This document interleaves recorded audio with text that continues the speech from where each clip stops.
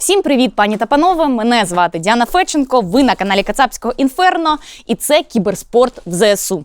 Цикл репортажів, в яких ми розповідаємо вам про людей зі світу геймінгу, які зупинили свою кар'єру в кіберспорті і наразі виборюють нашу з вами незалежність. З міркувань безпеки ми не можемо повідомити вам локацію, але ми приїхали на Харківський напрямок в гості до нашого друга, екс-гравця команди Ікла, а тепер бойового медика взводу Десептикони 3-ї окремої штурмової бригади. Це Сашко Романюк, Лакі-Кряк, і ось він нас вже чекає. Сашко, привіт! Привіт. Я так рада тебе бачити, нарешті Боже. приїхали. Нарешті ми побачилися, ми так довго планували. Колись це мало статися. Так. Ну що, давай сідати на наші чудові місця для інтерв'ю і поговоримо трошки. Сашко, ти вже не Лакі-Кряк, Да. ти вже Рафаель. І життя тепер у тебе не кіберспортивне, а військове. І цей кейс, він доволі унікальний і прям сильно надихаючий, коли кіберспортсмен зупиняє свою кар'єру для того, аби захищати державу. Розкажи мені взагалі, як так вийшло? Це було рішення, яке просто я відтерміновував. Тобто, коли почалась повномасштабна війна, я як справжній громадянин України пішов в ТРО, але мені було 17 років, тому мені сказали, йди погуляй. Після цього я доєднався до волонтерського штабу в Рівному, трошки з ними працював. Потім в якийсь момент почала розвиватися кар'єра моя вже кіберспортивна, і я вернувся в Counter-Strike. Потім вже, як ви знаєте, запрошення в Ікла Академію, потім Ікла.UA. Але в Ікла.UA мені вже було трошки, я був не в своїй тарілці, тому що мене це чувство провини, те, що я не тут, а граю за комп'ютером, воно мене дуже канало, і в якийсь момент вже тоді із Ікла.UA тоді ми розійшлися, і вже тоді я вже зрозумів, що вже пора.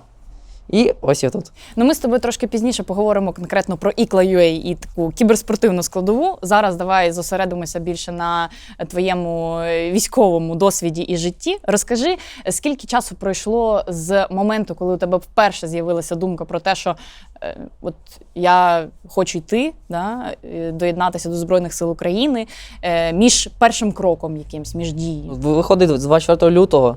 І що так брати, 2 роки пройшло, і тепер я зробив перший крок, так мовити. Тобто перша ідея така... Думка зразу була, як тільки почала повномасштабна війна. Як і чому ти обрав, розкажи, саме 3-ю штурмову? По-перше, тому що вона складається виключно з добровольців.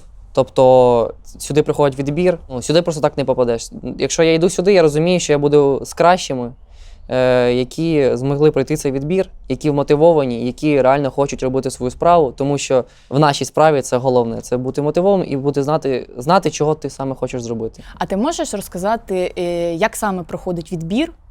І от з моменту, коли ти, наприклад, приходиш і кажеш, от я хочу служити саме у вас, до моменту, коли ти виходиш на, я не знаю, якесь перше бойове завдання. Які ланки ти проходиш? Що відбувається з тобою на підготовчому цьому рівні? Перше за тест, щоб потрапити, це фізичний. Це треба здати фізтест, в якому я був не впевнений. Да? Чого? Як я вже і казав, я сидів за комп'ютером, не був впевнений в своїх фізичних силах, але я все здав. Після цього в мене була підготовка. Це була базова військова підготовка, яку отримує кожен бієць. І вже після цього я потрапив безпосередньо в підрозділ і почалися перші бойові задачі. Для нубів, які абсолютно, наприклад, не шарять в структурі армії, в структурі, 3-ї штурмової, ти можеш розказати, як у вас все це побудовано, яка у вас структура всередині, скільки, можливо, у вас взводів, які у вас напрямки роботи? Я, як зараз на посаді бойового медика взводу, в мене 2-й штурмовий взвод.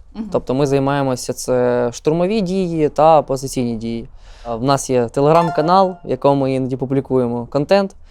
Але якщо комусь цікаво і не знаю, як це все працює, у нас є контакти соціальні нашого батальйону, там, де є робота медиків, артилерії, дронів. Тобто видно відео з GoPro, все, що цікавить, так мовити. Ті самі відоси 3-ї штурмової, то залітайте в наші соціальні мережі. І підписуйтесь, обов'язково. І слідкуйте. Так. А можеш розказати про свій взвод трошки детальніше? От, наприклад, про озброєння, з яким ви воюєте? От розкажи. Озброєння в нас нового в нас не підвозять. Тобто, яке нам давали раніше, з тим і воюємо.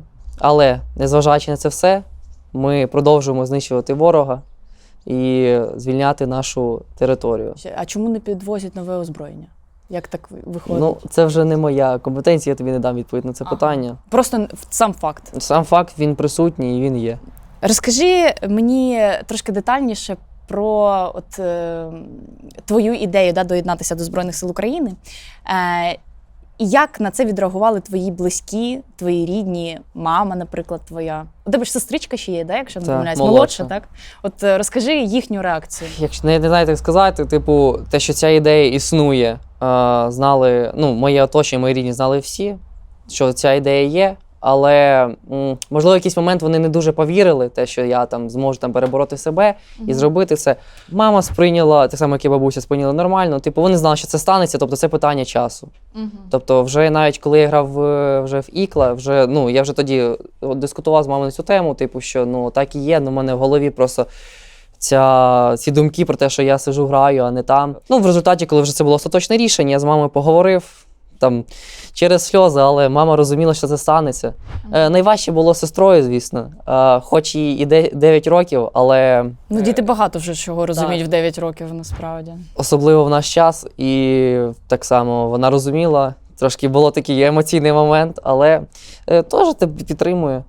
Наскільки вона може на свій вік. Пише тобі? Так, фотки просить. Да, фотки просить? Якось контенту їй хочеться. Ну, да. Сумує, напевно, за тобою.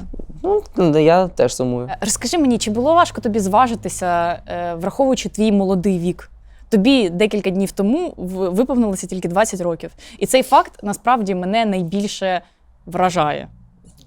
Який? Ну, що я вже такий старий? Ні, те, що ти такий молодий, і те, що ну, це такий серйозний крок, розумієш? Ну, як би там не було, я людина повнолітня вже. Типу, Ну да, хоч ну да. і 18 років там для когось це мало, там 19-20. Але ми всі розуміємо, в яких обставинах ми живемо, тому що ну, це важливо, це є наша безпека. Тобто, чому я зробив цей вибір? Тому що, по-перше, це мій обов'язок. Я реально відчуваю, що це мій обов'язок перед країною. І, по-друге, я хочу, щоб моя сім'я жила в безпеці. Моя сестра отримала шанс на щасливе дитинство, щасливе підліткове життя. І я, типу, готовий для цього все, що хочу зробити. Тобто для мене це пріоритет. І, ну, зважитися було неважко, тому що я знав для чого, чому та для кого. А чогось боявся? Боявся лише того, що що я просто не вивезу. Оце реально, я переживав, що я не вивезу. Хорошо, пройшло скільки вже часу з моменту, не знаю, першого бойового виходу, наприклад? Ну, вже майже півроку. Ну, от і у підсумку все ж таки ти, що можеш сказати? Я можу вивезти, правильно? Так, це як я обговорював з другом свою таку тему, і мене питав, чому бойовий медик? Я такий, чого бойовий медик? Ну, я вважаю, що я фізично штурмові дії не потягну, я не зможу, буду лікувати людей. Іронічно, але зараз я штурмовий бойовий медик, типу. Хочеться, зробиш. Так і воно і вийшло. Розкажи мені, як довго ти готувався саме на цю, я не знаю, спеціалізацію? У тебе ж немає медичної освіти? От це для мене дуже цікаво. Наскільки це важко одразу влитися саме в цей напрям? Мені здається, що людина мотивована, вона в будь-який напрям війде. Я з самого початку знав, що я хочу бути медиком, я цим цікавився, коли я був вдома. Тобто я там читав всі лекції, дивився відео, щоб просто дізнатися більше. Потім так само в мене коли була підготовка, я акцентував на тому, що я хочу бути медиком, мене додатково по медицині трошки дотягували. Тобто, для цього, щоб бути бойовим медиком, не обов'язково медична освіта, тому що моя задача – це прийняти пораненого, стабілізувати, знеболити та передати далі вже до медиків, які будуть займатися безпосередньо відновленням його життєдіяльності. У мене було 2 рази підготовка. Якщо брати загальний час, то це орієнтовно 3 місяці. Якщо ми беремо, це виходить, вчися стріляти, там тактиці військові, все, що необхідно для звичайного солдата. Якщо брати медичну, то просто, як я і казав, я дав зрозуміти, що я хочу бути медиком. В свій час я дуже сильно задобував інструкторів, за що мене ненавиділи. Просто в мене там якісь питання, я пишу, вони такі, та господі, хватить вже писати тих питань, а мені цікаво, я цим захоплююсь, мені це подобається. І по закінченню, типу, в мене вже була чудова обізнаність у зброї, ну, так само в тактиці, типу, в зв'язку, типу, ну, і в медицині, звісно ж. Тобто це якісь комплексні знання, які Ну дають... так, це все, що необхідно, типу, ну, все, що необхідно для виконання завдань. Це важливо, і ну, це бригада це дає, і це прекрасно. Що входить в твої обов'язки на твоїй роботі безпосередньо? Що ти маєш робити? Бойова медика? Так. Ну, як вже тобі казав, це, якщо ми беремо штурмові дії, я як бойовий медик штурмової групи маю слідкувати за здоров'ям своїх бійців. В бойових діях я, хоч і бойовий медик, але я так само бойова одиниця, тобто я штурмую з усіма своїми хлопцями. Просто у нас є 8 штурмовиків, умовно, але, типу, якщо якийсь поранений, я бойовий, як медик штурмової групи маю займатися пораненими. Типу. А так, то ну, я так само штурмую з усіма. Якщо ми говоримо про вже, коли ми дислокуємось вдома в себе після задач, то ну, так само я займаюся здоров'ям своїх поранених. Умовно, типу, я завжди своїм кажу, якщо у вас там, вибачте, срачка, болячка, типу, звертайтесь до мене, тому що просто тобто ти так, на зв'язку. Я повністю, ну, типу, я на зв'язку, я бачуся зі своїм особовим складом, я займаюся їхнім здоров'ям. Тобто на бойових діях я займаюся безпосередньо в бою, а тут, типу, там хтось захворів, от зараз почнеться зима, а в мене вже один, типу, чувак там з температурою, типу, мені так треба ним займатися. Ну, типу, це важливо, і я це, ну, мені це подобається. Мені головне, щоб мій особовий склад був цілий, здоровий, тому це головне. Як ти вважаєш, що найважче в твоїй роботі? Найважче? Або особисто тобі що найважче? Не знаю, як зараз, а раніше в мене було через невіру в себе. Типу, оце як з чому я хотів бути медиком, бо не хотів штурмувати, бо думав, не потягну. Це таке саме. Була якийсь страх, типу, підвести своїх хлопців, тому що виключно через свою якусь непевність собі. Ну, типу, умовно, там йдемо, а я там переживаю, що я там тупану, умовно, і це. Але, типу, якщо це стосується медичної справи, я повністю впевнений в своїх діях, тому що, мені здається, це головне для медика. Якщо ти займаєшся пораненим, ти маєш бути впевнений в своїх діях і в своїх, те, що ти їм робиш. Розкажи, чи є щось, що ти можеш порадити людям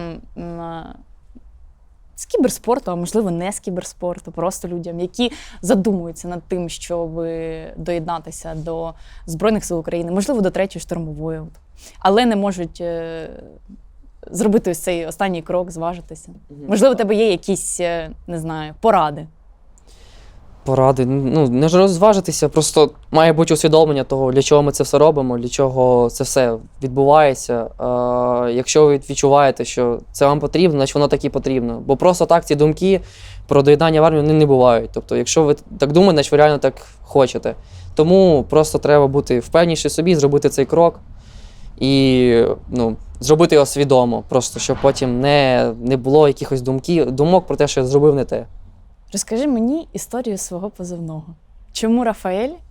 І чому ти не взяв своє кіберспортивне ім'я в своє нове життя? Я би міг сказати доволі так серйозно, що я залишив своє кіберспортивне життя позаду, в мене нове життя, типу. Ага. Але Ну, це ні, звучить просто... драматично, красиво Так. звучить. Але за ці 3 роки лакі кряк, я вже ну, в баню. Коротше, вирішив щось собі з медичним. У мене був позивний хірург. Ну, логічно, хірург, медик. Ну так. Але потім, коли мене вже стало до бойового медика взводу, мені сказали змінити позивний. І... А чого? Не можна? Ні, ну там типу свої, наче в когось вже був такий позивний просто. Все, я зрозуміла. І чого Рафаель? Не через черепашок ніндзя. От, блін, через цукерки, які ти любиш, я не знаю. Ні? Це теж окрема історія. Рафаель просто, я не займаюся, мені подобається живопис. Доба Ренесансу, Рафаель Санті, ну типу, афінська школа, картина класна. От і такі, ну реально, це просто щось в голову. Бо я щось, пам'ятаю, написав в чат GPT, типу, ну можна мені позивний якийсь, типу, на медичну тему. Там, типу, такі позивні, ну, я думаю, які ладно. варіанти були у чата GPT? Турнікет. Турнікет? Це просто дуже смішно. Турнікет, пілпак, парацетамол. Я думаю, ладно, щось, типу. І я ще подумав про це якраз афінську школу і думаю, ну, Рафаель, ну, подав. В результаті мене все називають Рафаелька, Рафаелич, Рафаеліус, так що, ну. Фаеліус. Да. Прикольно. Ну, красиво звучить, історія красива. Слухай. Да. Така, ну, особиста, пов'язана з чимось, що тобі особисто подобається. Це прикольно. Чи ти можеш нам розказати якісь, можливо, історії з, не знаю, з бойових виходів, якісь, можливо, з якихось передряг, з яких ти виходив, щось таке, що, я думаю, було б дуже цікаво нашим глядачам дізнатися, особливо враховуючи той факт, що вони тебе знають як кіберспортсмена більше. Коли я на штурмових діях, там це відео навіть є з нашого штурму, там, де мене, коротше, РСЗО, град, коротше, накривав. То оце прям так запам'яталося, бо ну, я такий, ого, ліг на землю, такий піднімає воронки вокруг мене. То це такі, типу, такий момент запам'ятався. Є хто в домі, сука? Слева від себе зачисти, я не бачу. Чисто. Чисто. Дивлюся, штани не крові, нахуй, їбать. Вся штанина вже в крові, нахуй. Блять, знімаємо, ну скучно, роз'їжджаємо магазин.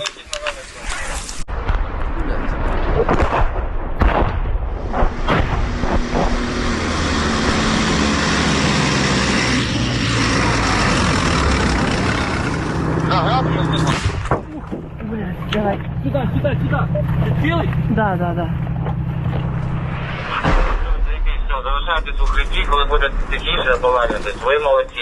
Є Антоха погрожені, правильно? Плюс-плюс і уїхали.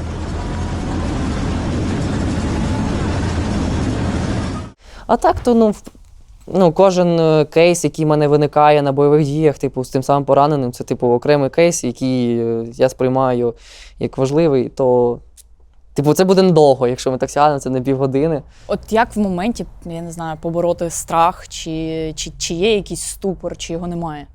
В плані чого? Ну, от коли, от, наприклад, тут цієї ситуації, коли накриває грати, ти розумієш, що там навколо тебе купа воронок, і от в цей момент про що ти особисто думаєш? Та воно якось, в моменті, типу, ти думаєш лише про збереження власного життя. Так. Але, типу, якщо ти про це думати постійно, то трошки голова лопне. В тому моменті це збереження власного життя, піти в укриття, а далі вже такий, ого, оце та історія така класна. Ти розказуєш мамі ці історії? Звісно. Да, розказуєш? Да. А вона що каже тобі?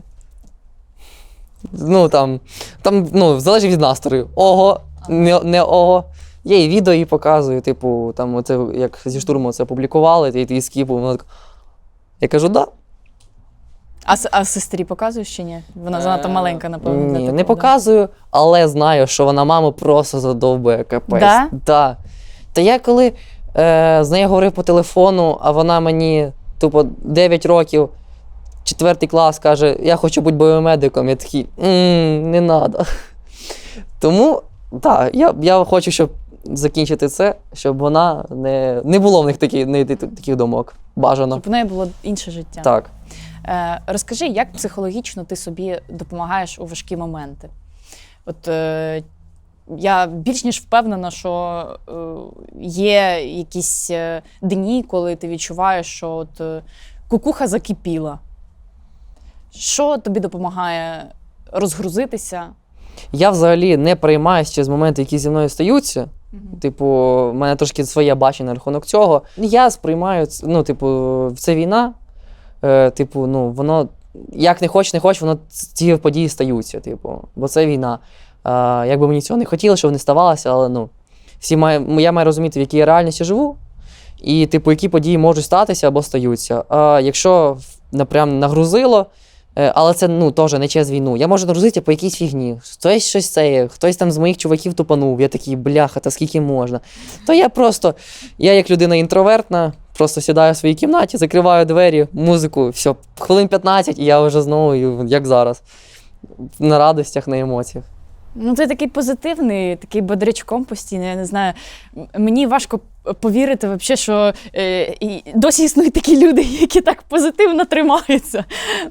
Я просто не знаю, я відвикла від такого великої дози оптимізму і добра, знаєш. Ти так постійно сяєш, постійно з посмішкою. От я думаю, що ти робиш для цього?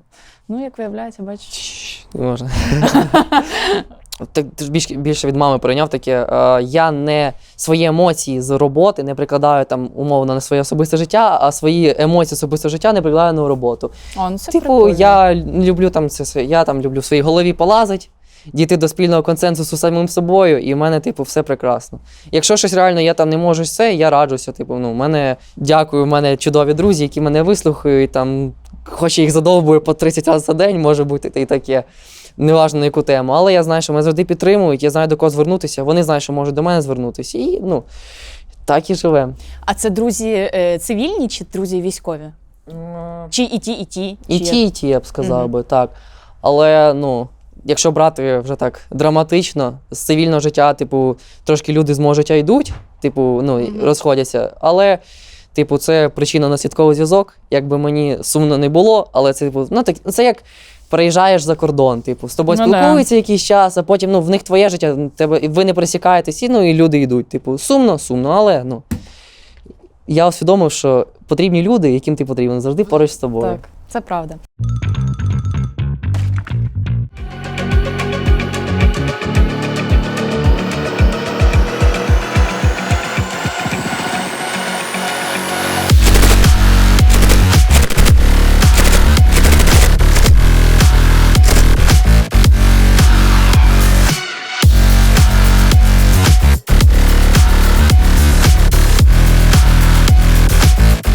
Олександр, ми приїхали з тобою куди? На полігон. І що ми будемо робити? Так, звісно, що постріляємо. І я, як ти просила, підготував трошки показати свій обзор на медичні свої прибамбаси, рюкзаки. Давай розпочнемо з постріляємо. Я, якщо чесно, дуже боюся. Я вже стріляла, але це було тільки в умовах тиру. І мені було страшно, але в мене гарно виходило, до речі. Розкажи, з чого будемо сьогодні стріляти, і якийсь, я не знаю, майстер-клас, як потрібно з цим себе поводити, що потрібно робити. Коротко по кожній зброї. Це, виходить, АК-12 2023 року. Діоптричний приціл, дуже прикольний, зручний. Можеш спробувати подивитися. Ефективна дальність 600 метрів, тобто доволі хороша зброя. Це вона в загальному стоїть на озброєнні в російській армії. Ага, тобто це було... Це є, так, трофейна зброя.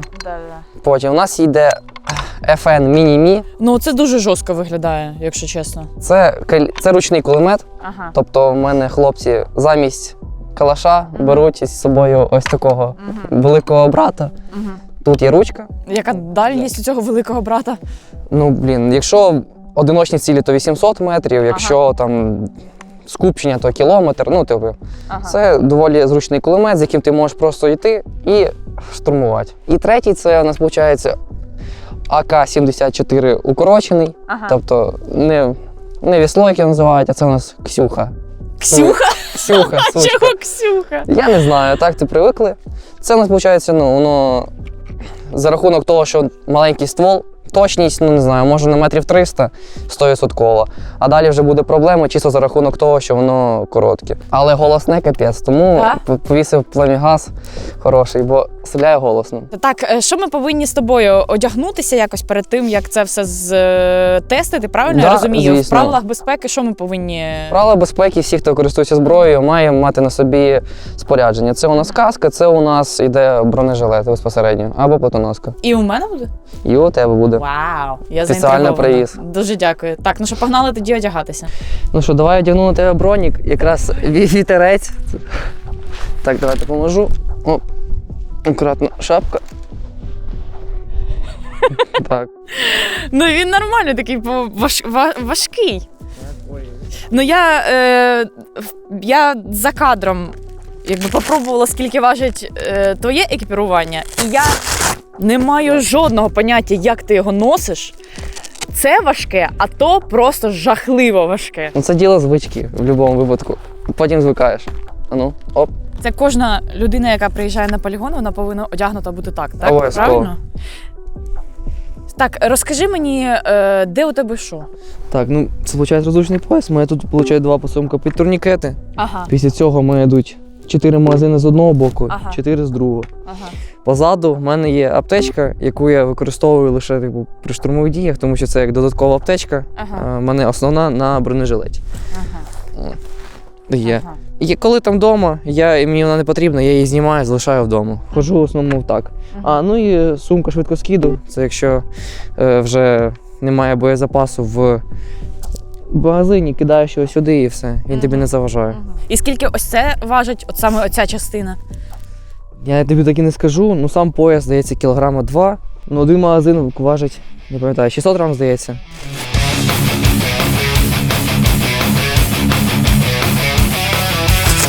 Так, тепер розказуй, що у тебе тут. По-перше, ми бачимо спереду у мене підсумок під турнікет ще один. 2 під магазини, 1 під рацію. Сюди кладу рацію. Потім в мене є зверху спочатку сумочка, в яку я кладу компас і грілки. Сюди ще кладу іноді батарейки для рації, але зараз в мене рації немає, батареї відповідно теж. Знизу в мене виходить така сама сумка, як на РПСі. Тобто перше відділення в мене йдуть рукавички, в другому в мене йдуть якісь таблетки, у мене тут таблетки там, від алергії, ну самі потрібні. Потім у нас йдуть гемостатичні бинти. І в третьому у мене йдуть вже бандажі. Це у нас перев'язувальний матеріал. А позаду наповненість така сама, так? Правильно чи ні? Ззаду, ні, вона трошки розширена, там більше всякі. Тому що вона під штурмові Так, дії, так. під призначення їхні, так? Так. Тут два підсумки для гранат. Ага. Позаду у мене штурмовий рюкзак. В штурмовий рюкзак я можу покласти якусь додаткові речі, додаткові БК, там ці патрони. І там так само у мене є Camelback, це у нас що воду пить. Тобто на 2 літра взяв собі, налив, попив. Закрив, все, можна йти далі. Це доволі хороша штука, бо коли хочеться пити, нічого не ставити пляшку води, взяв, попив. Так, ще в мене завжди з собою є мої бойові рукавички. У мене завжди висять або тут на штанах, або на броні. Те, що має бути завжди у медика, це ножниці. Це для, щоб розрізати штани. Так, які потрібно прибрати, які заважають для того, щоб оглянути рану пораненого. Ніж, але ніж це такий більш для, щоб канати ним розрізати, або якісь стропи. Типу, взяв, дістав. Скін на ніж? Штик-ніж, ваніла, більш нічого. Точно не М9, занадто маленький. Скільки важить, я навіть і не знаю, чесно. Потім іде балістичний захист додатковий, теж може кілограма 2-3. Ну і далі тут всяких ніщичків. Думаю, кілограм 15-20, щось таке. Я ледве підняла 2 руками. Насправді я не знаю, як можна на постійній основі ходити в такому екіпіруванні, це реально важко. Я кажу, діло звички, я так само думав. На початку також було важко, але діло звички. Теж фізично трошки стаєш витривалішим. Я не знаю, і ще каска, від неї прям голова нормально так болить. Вона теж важить доволі багато. От реально, я не знаю, як наприкінці дня, коли вона там цілий день на тобі, це важко. Воно прям на голову так тисне нормально. Так, вона важить добре, плюс я тобі її позаду трішки закріпив, щоб вона тебе не спадала.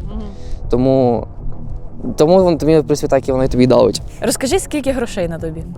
Хоча б приблизно. Щоб точно не збрехати і не сказати забагато, гривень 100 тисяч точно вкладено. Нормально. Але, це було очікувано. Це моє особисте екіпування, моя особиста броня, тобто до цього треба відповідально. Відповідно, ніякі гроші на це не шкода. Відповідно, потрібно що робити? Підтримувати Збройні Сили України і донатити. Так.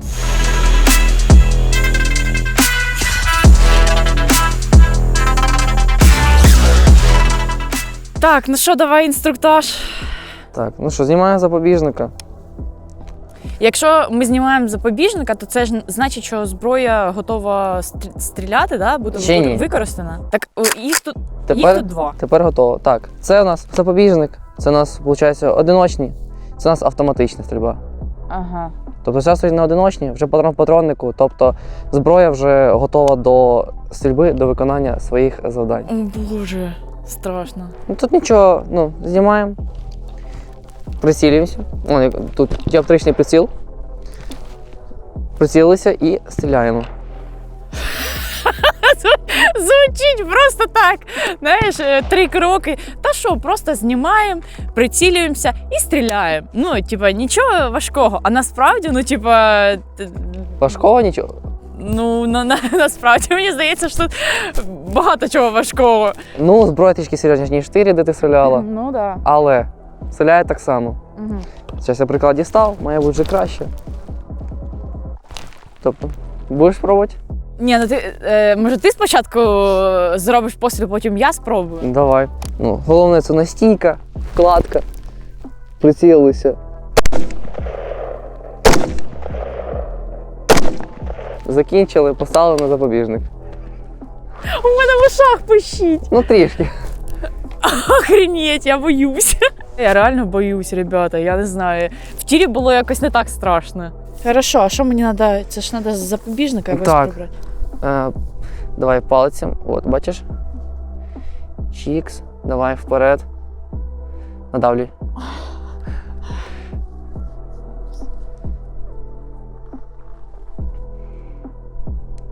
Угу. Все. І по готовності.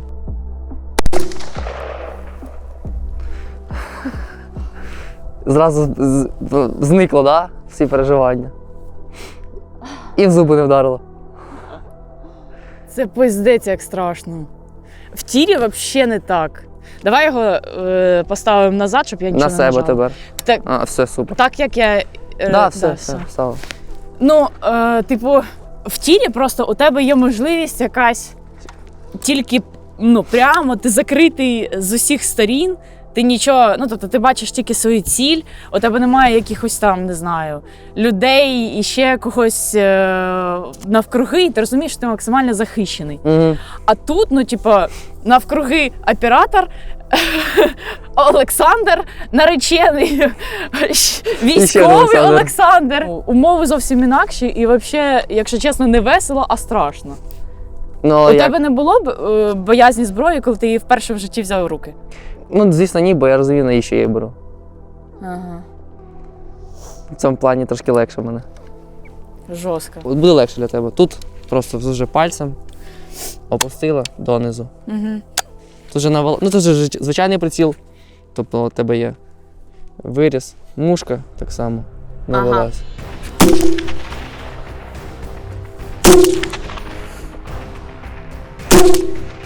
Трошки вище. О. Ну це й легше набагато. Ну він і вага менша, і він вага менша, і він по собі менший. Ну, я думаю, для порівняння не треба. Той настільки важкий, що просто капець.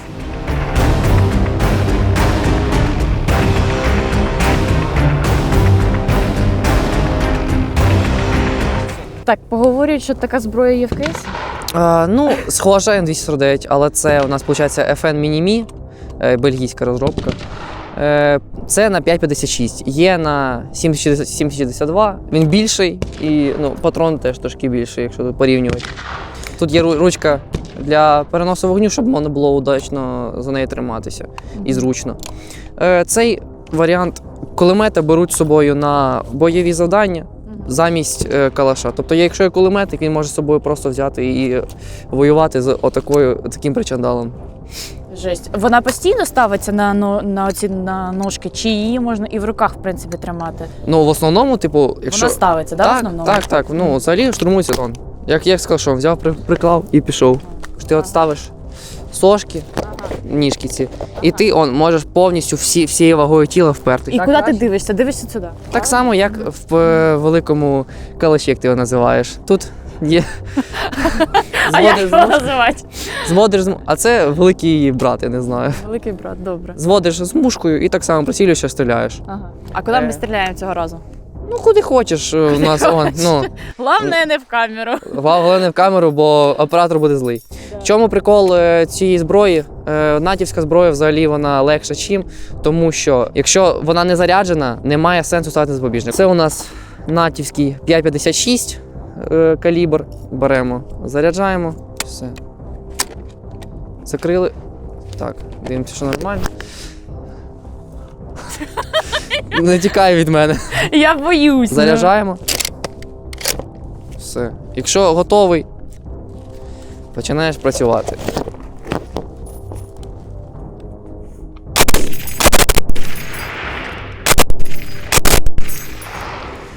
Якщо що, взяв, поставив на запобіжник і вона не стріляє. З якою ти зброєю переважно виходиш на бойові завдання? На бої завдання з калашом, який тобі сподобався. Оце Цей найбільше малий. він мені сподобався. Ну, я як медик, мені не обов'язково тянуть, але у випадку чого я маю знати, як стріляти і з гранатомета, і з кулемета, типу, в будь-якому випадку. На завдання я беру свій калаш і мені, в принципі, достатньо. І беру до нього боєкомплект. І цього достатньо. Ага, окей. Ну що, тепер моя черга.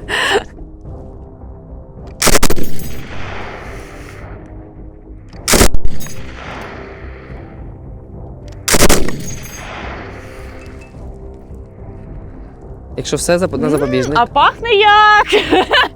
І як емоції? Страшно. Ну, але легше. Ну, чесно скажу. Але легше.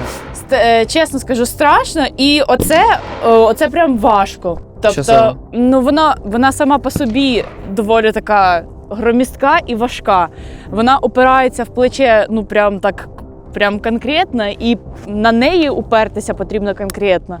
Ну тобто, не знаю, ну воно важко. Оцей твоя зброя найбільш. Ну, вона найлегша сама по собі. Найбільш легка для мене особисто, як для людини, яка ніколи в житті не стріляла. Ну, вона просто саме і найлегша з цієї трійки, і взагалі зі збірки АК, то вона найкраща. Ну, коротше, якщо колись в житті прийдеться робити взвод діабетиків, то я би пішла воювати хіба що з твоєю зброєю. Ну, я домовився тоді.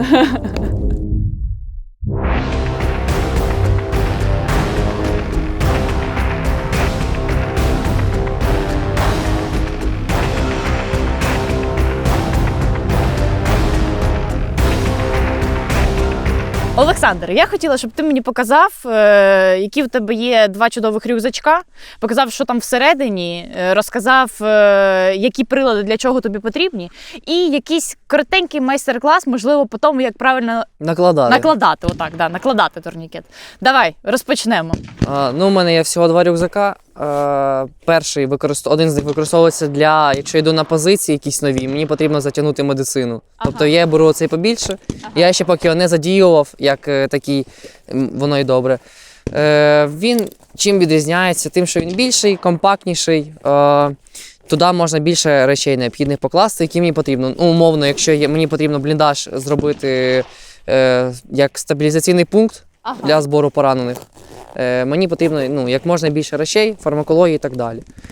Він ще не повністю повний, тому що я ним не займався. Я якраз вигружав в цей рюкзак більшість. Тут в мене є бандажі, це в мене пристрій для компресії тазу. Умовно, якщо там травма хребта, травма тазу, щоб я зафіксував, так, щоб у пораненого не було більше поранень і дискомфорту було набагато менше. Інгалятор, це в мене як ампульниця, але ампульниця пуста, вона в мене більш тут, в іншому рюкзаку. Вона зараз не готова. Тут, типу, ампули, всякі для знеболення, для зупинки кровотечі, для протирвотні, це як після контузії, наприклад. Коли людині хочеться вирвати, бо поранення голови. Далі в мене йде бинти, я їх зачасту використовую для фіксації катетерів, які я ставлю. Потім в мене є щітки для ока. Коли йде поранення ока, нерв в оці починає набухати, і він гірше реагує на сонячне світло, і може просто нерв лопнути, і залишиться людина без зору. Тут в мене сумка з термоковдрами, особливо в такий період вони надзвичайно важливі, саме тому тут я ношу грілки з собою, плюс я в особистий рюкзак кладу ще штучок 10-15 грілок для хлопців, це не для мене, бо реально зараз з пораненням втратити тепло дуже легко. І тому дуже важливо, щоб цього не ставалося. Потім в мене йдуть бандажі, це великі, це 8. Це вони йдуть, називаються абдомінальні. Вони в основному для поранень живота. Тобто, якщо йде поранення живота, ти зав'язав, щоб крові не було де скупчуватися Тут вже подихай, ну тут турнікети лишні, додаткові. Потім у нас ідуть декомпресійні голки. Ага. Вони виглядають як катетер. Виглядає як от голка з катетером. Ага. Ти вводиш, голку дістаєш, катетер залишається в людині. Ага. Для чого це? Коли в людини порушення плевральної порожнини, яка у нас ось знаходиться в легенях, починається від'ємний тиск, легеня зжимається і людина не може дихати. Через це людина може загинути. Далі у нас ідуть оклюзійні наліпки, і це у нас для такого ж самого, щоб не було цього пневмотораксу. Тобто, якщо він почався і вже легені зжимаються, це типу крайній випадок. Щоб цього крайнього випадку не використовувати, ми накладаємо оклюзійну наліпку на поранення, щоб закрити дірку, щоб тиск не був від'ємним. І що тут? Тут у нас є пульсоксиметр. Пульсоксиметр – це у нас просто вмикаєш Пальчик. на пальчик, воно тобі оксигенацію в тілі виміряє та пульс. Ну, умовно, якщо там важкий поранений, ти не можеш нащупати його дистальний пульс, то це дуже важливо, це дуже добре спасає. Але так, мінус в тому, що вони довго не живуть, особливо на холоді. Потім у нас другий відділ, це у нас, виходить, гемостатики, бандажі додаткові, назофарінгальні повітропровіди. Так вони виглядають. Можна глянути.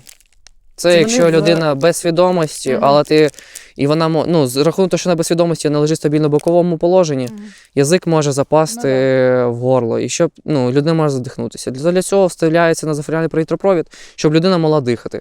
В разі того, якщо вона втратить свідомість повністю. Маркерів ніколи не буває мало. Особливо в мене, бо я їх гублю. І так само додаткові бандажі, додаткові турнікети, якщо бачиш, що тут ще 10 штук лежить. Як я і казав, я цей рюкзак ще не використовував в бойову дію, тому що я як медик штурмової групи на позиції не заходжу після штурму, а лише штурмую. Тому я більше за все використовував цей рюкзак. Це мій маленький штурмовий рюкзак. Він хоч і маленький, але важить прекрасно. Да, нормально він важить. Ну, звісно, на фоні ось цього він важить менше, але він також важкий. У мене тут ножниці, це на всякий випадок, бо в мене є свої власні ножниці. Як же ми обговорювали, для того, щоб розрізати одяг, або там, може людина запуталася і так далі. Ну так, фліску. Це з відео з інстаграму, так? Да, було діло. Коли медик розрізав фліску, бо думав, що там поранення, але фліску треба зробити обратно. Покажи це творення іскусства просто. Покажи рукав. Головне, що робочий. Потім 2 турнікети зверху. Це вузловий турнікет. Тобто у нас є 2 вузлові зони, вони знаходяться ось тут і ось тут. Там і в нас іде поздошна вена і артерія. Якщо їх перебиває, дуже масивна кровотеча. Тому дуже важливо, щоб їх зафіксувати. Тобто, коли ти наклав гемостатик, ти можеш або забандажувати, або ти можеш прикласти отакий чудо-апарат. Проблема в тому, що він одноразовий. Не можу брехати, 14 тисяч, здається, коштує. Це прямо на екстрений випадок. Всередині він трошки буде поцікавіше, тому що він заповнений. Тут багато чого. Так, в мене є 3 відсіки, вони розділені по потребам. Тобто, ось в мене перший – це буква М, буква С, це у нас бинти, гемостатичні бинти, тобто те, що мені прям необхідно при пораненнях. Далі в мене йдуть бандажі, такі самі трубки назофарингальні, катетери, шприци. Так само до них серветки необхідні для дезінфікації. Ось. Тобто катетери самі, кілька шприців. Знизу в мене йде таке вже трошечки на дальній план. Це в мене йдуть оклюзійні наліпки, термоковдри, бинти для фіксації катетерів так само. Потім у мене тут є ще один додатковий турнікет. Є IT-клемп, це так само одноразова штучка, вона з голками. І виходить, ти береш голки, впіваєш в шкіру і зжимаєш її. Кровотеча зупиняється, пораненому неприємно, але він живий. Але він живий. Це отак, ще один в мене Так. І це у нас венозний джгут. Це для того, щоб було легше ставити катетер. Тобто ти ставиш венозний джгут, воно в тебе береш венозний джгут, накладаєш, умовно, якщо в мене вени тут, Я їх непогано бачу, я їх взяв. Ну да, накладаєш, ти їх гарно бачиш потім, да. Да, затягнув. Там людина Покачав. попросила, як на донації крові. Покачав трошечки кулачком, тебе вже вени краще Ну, бачать так. і катетер легше ставиться.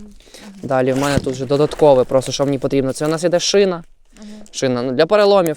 Потім в мене є отакі ще лейкопластирі для катетерів, штанішки їх називаю. Штанішки. Ну, виглядають як штанішки. Ну да.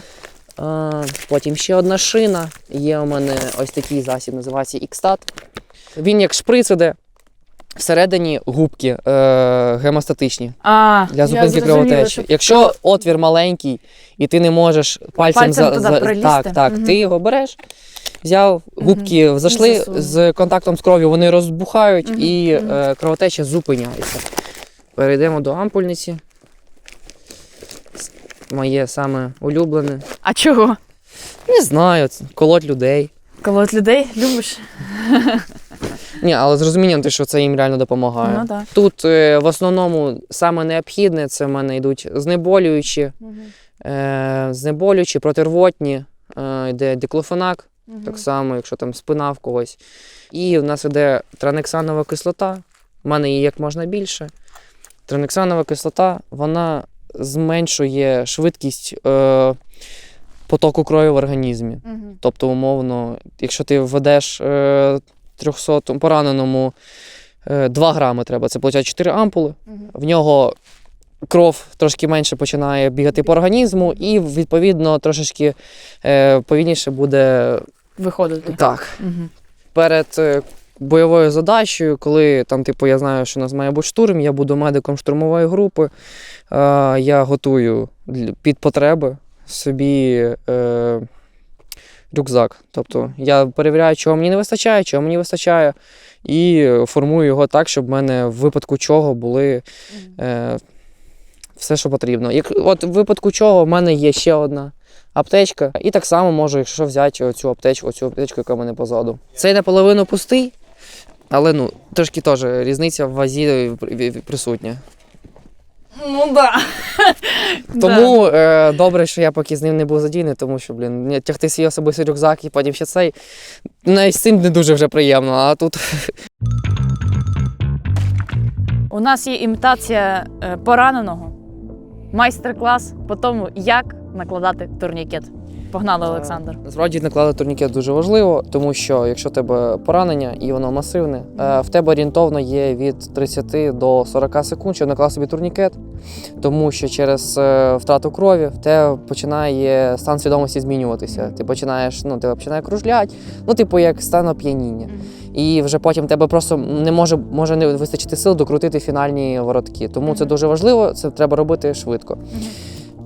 Дістаємо турнікет, він завжди має бути складений так, щоб ліпучки не були відкриті. Тому що там повзаєш, вся земля, вся трава, вона все тут. І потім може просто... не липнути. Так. Тому це дуже важливо. Дістаємо турнікет, повністю відкриваємо. Якщо це нога, то повністю відкриваємо його.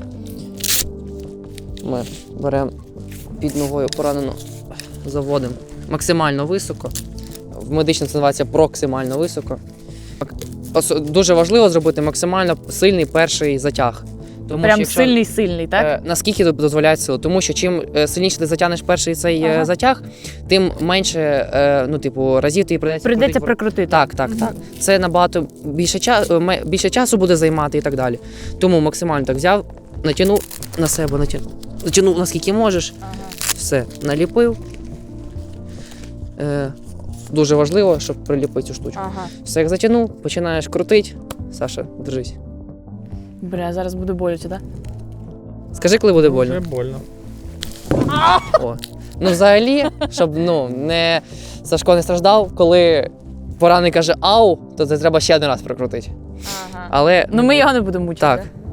І все. Вже як закрутив турнікет, щоб перевірити його цілісність, ти можеш побачити по тому, як біліє кінцівка, якщо умовно, на червоне кров'я.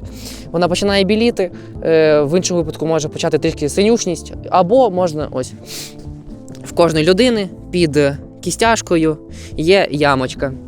Заводимо пальці, нащупуємо там вену і шукаємо пульс. Якщо він відсутній, значить, що турнікет закладений правильно. Правильно.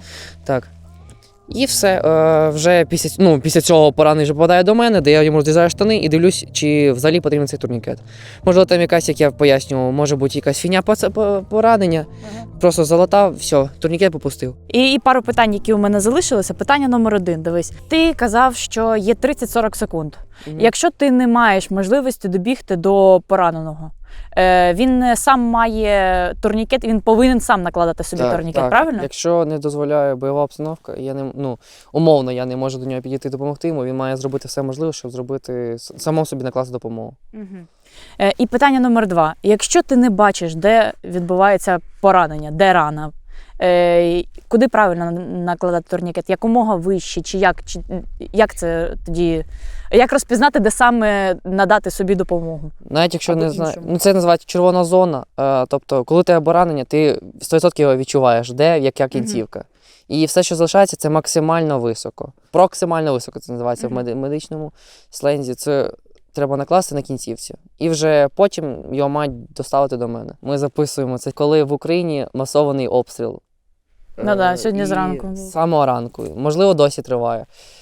Це важливо, тому що ніколи не знаєш, що може статися. Я в своїй сумці, в мене є сумка, така як в Діани, така невеличка. У мене там завжди лежить турнікет. Це може бути як для мене, це може бути як і для людини, яка потребує допомоги. Це важливо, на цьому треба акцентувати увагу. Тим паче, порівнюючи з усією медициною, яку можна б знати, накласти турнікет, 2 хвилини відео на Ютубі і все буде прекрасно. Тепер ми знаємо, як це робити. Дуже дякую, Олександр. Я старався. Тепер сподіваюся, що все буде прекрасно. Ми ніколи не приїжджаємо з пустими руками до когось в гості. І в цей раз ми також привезли трошечки плюшок для тебе, Олександр. Ми співпрацюємо з компанією, яка виробляє чудові енергетичні напої. І це «Нон-стоп». Значить, ми привезли вам ящик «Нон-стопу». Я знаю, що військові полюбляють іноді Це точно. попити «Нон-стопчика», тому ось, сподіваюся, він вам знадобиться і допоможе з енергією бустанути. І є отакий прикольний пачик для тебе. О, дякую. Щоб енергія Дякую. завжди у тебе була поруч з тобою. Ось Дякую. так. Я до вас теж не з пустими руками. О, це класно, тому що в кожному інтерв'ю ми намагаємося проводити лотерею, збираємо кошти для Збройних сил України, і цей матеріал також не є виключенням. Збиратимемо ми сьогодні для твого взводу. Тому що подаруночки від тебе, матеріал про тебе, ти у нас сьогодні головний герой. Показуй, що приніс. І так, перше, це у нас магазин до АК-12, з якого ти сьогодні стріляла. Угу.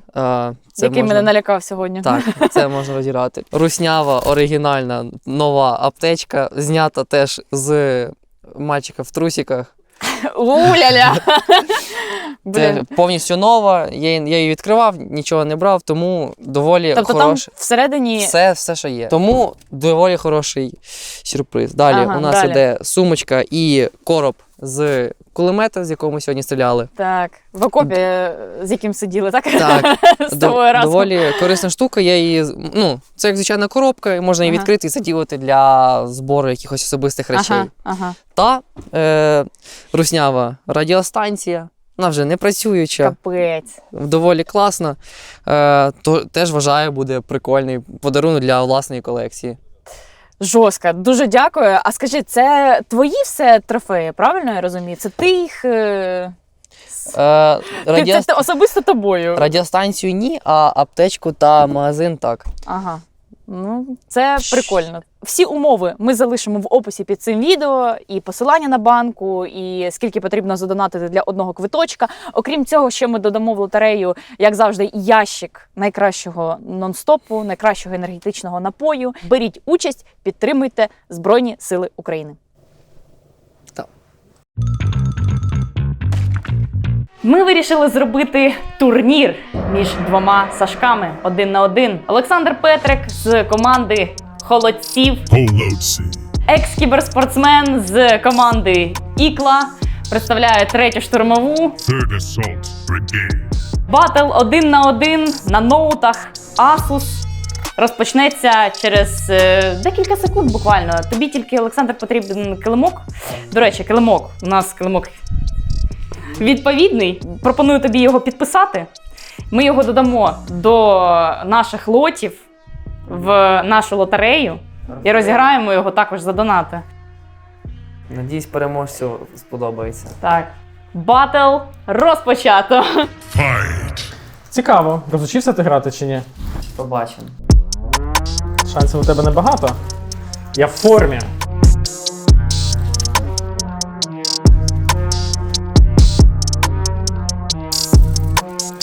Ай-яй-яй, там утоку. А що? Це тобі не в холодця грати. Мій там чел зліва, я його вбив, там таке. Де це нож? Оп!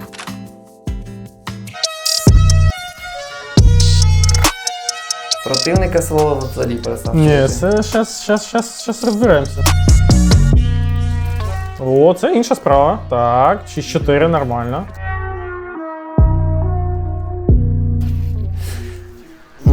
Залетіло.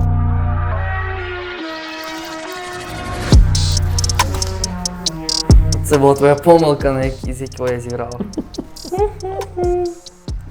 GG. GG. Well done.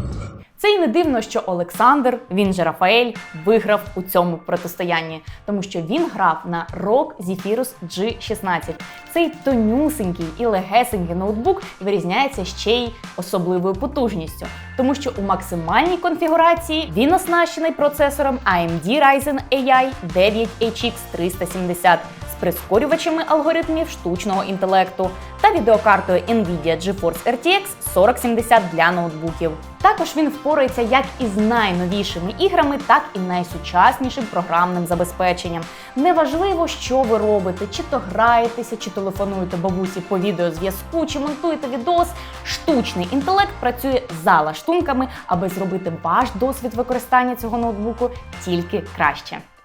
Окремий важливий пункт для мене – це можливість працювати на ноутбуці від акумулятора і при цьому не втрачати продуктивності. Це важливо завдяки технології NVIDIA Advanced Optimus.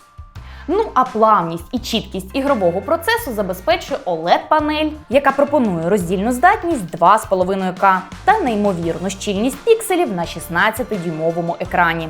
А також відзначається високою частотою оновлення – 240 Гц.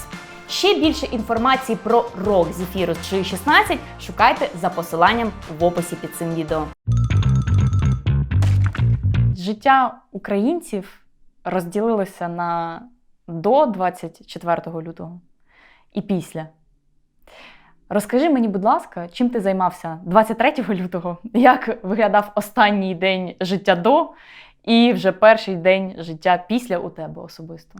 Так, ну 23 лютого я точно пам'ятаю, тому що мені було цікаво, я дивився галерею, що ми там. Ми класом репетували вальс в школі. У мене Це прям ти ще відео. школяр був, так? Так, я 11 клас закінчив якраз. Це в мене прям відео є, там всякі смішні, як ми там вальс крутилися. Це звичайний шкільний день. Взагалі, ну там читав новини, але типу не звертав уваги. 24 щось, здається, о 2-й ночі списалися, типу, напевно, щось буде. Ну, я просто не ляг З спати. однокласниками, типу? Ні, в мене своя спільнота була Угу. дотична до війни. Ну, я ж 14 року, типу, до війни дотичний через волонтерські штаби, волонтерську діяльність. Тому було, трошки очікували. І коли 24 лютого я був, ну, вже коли була 5 ранку, в Київ почалися обстріли. Новина там про десант, який має на аеропорт сісти. І я був готовий спакувати речі. Ну, у мене були готові речі на Київ, але мені сказали, типу, ну, не офігівай, залишаєшся вдома. Попридержи коней. Да, тому я А і хто пішов. тобі так сказав? Мама чи... Ні, ну, мої не знали нічого. Це такий ексклюзив. Ага. А, Мама як подивиться? ну, На горіхи дасть. напевно. Ну, я залишився в Рівному, вони поїхали на Київ. Я пішов відразу до військкомату, тоді ж спробувати хоча б в ТРО, але і там відмовили. Ну, і я і пішов, я списався з волонтерами і пішов в Рівне на волонтерський штаб. Ми почали, там якраз розбирали, типу, хто чим буде займатися, і почали чекати, бо вже якраз тоді поїхала і гуманітарка від наших знайомих. Тому почалась робота. Мені загалом дуже цікаве твоє формування і твоє таке патріотичне виховання, тому що я вже почула від тебе фразу про те, що ще з 14-го року ти був частиною якогось волонтерського руху. Тобто в 14-му році тобі було там 10 років? Ти був ще, Ну так. ти був ще дитиною. Це який клас? 5-й? Ну да, 4-й, 5-й. От мені цікаво, хто твої батьки і як виховувалося це патріотичне формування, як воно швидко проявилося, як пройшло твоє дитинство, можливо, це якось повпливало на те, що ти став такий свідомий в такому ранньому віці. Ну, навіть не знаю, чи я це заслуга, якщо чесно, ні разу про це не задумувався. Просто якось таким виріс. Насправді, якщо подумати, це і школа, звісно, ну, в школі це ж виховується так само з перших класів, ну, як у нас було, типу, і гімн, типу, хто його придумав, як це взагалі зароджувалося, це ж взагалі цікаво. Там історія так само. Ну, це ж все доволі цікаво, що це заглиблюватися, якщо ти цим цікавишся. Так само оточення дуже впливає, ну, це любий погодиться, що Ну, так, оточення звичайно. дуже впливає на світогляд, особливо в ранньому віці. Тому мене оточували правильні люди, які мені дали поштовх до таких правильних поглядів, ну, я так можу сказати. Коли вже почалась антитерористична операція, вже мама з свого боку мені розповідала, що це таке. Типу, ну, я навіть в тому віці не міг це сприймати як гру. Типу, як це, як там, блін, по-тупому, там хтось її порівнює, що це тобі не стрілялки грати, це типу справжні. А я навіть не міг це порівняти з стрілялками, бо для мене це щось таке, ну, точно було незрозуміле в такому юному віці. Але розумів, що хлопці гинуть. І я якось розумів, для чого я там, умовно, в мене фотографія, що знайду, як я біля супермаркету, ми стояли, типу, з моїм другом Костею. Люди виходили, і хто там хотів, так сказати, донатив їжу, там, крупи, продукти на Збройні Сили, і ми їх потім відправляли. Типу, я розумів, для чого це робиться, і ну, я був задоволений тим, що я це роблю. Тобто якихось деталей там ти не зовсім розумівся на них, але саму ціль, мету і що відбувається загалом картину. Ну так, мені було важко сприймати якісь деталі. Так само і фільми, я ще не так сильно бойовики оці дивився. Ну, для мене війна це було щось незрозуміле на той момент. Типу, потім вже там, коли фільми, знаєш, це подивився бойовики, всякі історичні фільми, то вже якось трошки більше сприйняття це краще вже. Але до того моменту, ну, я трошки не розумів. Розкажи про своїх батьків, хто вони? Ексклюзивна інформація. Мама в мене депутат Рівненської міської ради. Та ти син депутата, Ну, який не воює. Не воюють, о Боже. А в тікітоках пишуть, що таких нема, бачиш? Ого. Як так? Добавлю, міністр культури і туризму Рівненської області. Вау! Я в Рівненській області ні разу не була, але тепер хочеться. Да, запрошую. Батько в мене був приватним підприємством. Зараз в силу деяких обставин ми з ним не тримаємо зв'язок, тому я не знаю, типу, який він там працює. Розкажи, як взагалі проходило твоє дитинство в Рівному? Ти ж з самого міста, правильно я Так. розумію? Школа, типу, для мене перший час в школі, ну, всі, хто буде дивитися з моїх однокласників, не дадуть збрехати. Для мене школа це був фокус, тому що я був зацікавлений. Відмінником Потім був. Ну так, деякий час. Потім воно якось зійшло на ні. Ну, я був дитиною активною, я займався всім, чим хотів, ніде не закріплявся, правда. Тобто я перепробував, напевно, всі активності, які можна було спробувати. А чим ти займався? От розкажи. Це і футбол, і баскетбол, і скрипка. І скрипка? Ти вмієш грати на скрипці? Ну, вже ні. Клас. Ні, ну щось ти пам'ятаєш, я думаю. Не знаю, не впевнений. Це і плавання, і, ну, я займався всім, чим хотів, я бачив, я йшов. Клас. Ні, ну це добре. Ну, діти повинні пробувати, як вони дізнаються, що їм подобається. Ну, а потім, в 15 років, у дитини з'явився комп'ютер. І тоді і школа, і активності на другий план. Посунулись. Ну, раз ми перейшли до комп'ютера, то розкажи, як саме ти зацікавився кіберспортом, і чи ти пам'ятаєш той момент, що от ти такий, блін, от я хочу спробувати, як бути про-гравцем, от хочу якось так. У мене був ноутбук вдома, коли я був менший, але, типу, як це у всіх буває ця історія, слабенький ноутбук. Я там грав, типу, всякі там якісь шутери дурні, типу, ну, просто які можна було скачати там в інтернеті і все. Потім я на це забив, ну, бо так само школа була на фокусі. І одного дня, так само, той самий мій друг Костя і Валік кажуть, ідемо, граємо в компи. А я ж не знаю, що це таке. Вони такі, давай поїхали. І вони мене завели в наш рівненський комп'ютерний клуб. А ти до цього не був там, так? Я навіть не знав, що він є. Ага. Для мене щось типу, я такий, ого, 40 комп'ютерів. Відкрили ого. світ тобі. Ну. Так. І ми тоді грали, я ще пам'ятаю, в GTA 5 по онлайну. І щось, я оце, трошки понравилось. Дома комп'ютера немає. І такий, ого, а так можна. І почав якось ходити, навіть репетиторів, пам'ятаю, пропускав, там теж получав на горіхи. Грав в Call of Duty. Коли я пройшов всі Call of Duty, які були в комп'ютерному клубі, я щось дивлюсь, яку стрілялку чувак грає. Я до нього такий підходжу, що це таке? Він каже, Counter-Strike. Я такий, ого. І вже наступний раз я вже запускав Counter-Strike. У нас, виходить, був в комп'ютерному клубі свої аккаунти, типу, вкуплені. То я з їхнього там грав. Нічого не вийшло, але я не здавався. Потім я такий сподобалося, попросив свого сусіда, завдяки якому у мене нікнейм Lucky Crack, щоб він мені придбав аккаунт і тоді в Фейсі зареєстрував, бо я вже тоді знав, що таке Фейсі. Тобто я не грав оце в матчмейкінг, я одразу пішов на Фейсі. Це скільки тобі років було? Ну, це 15 років.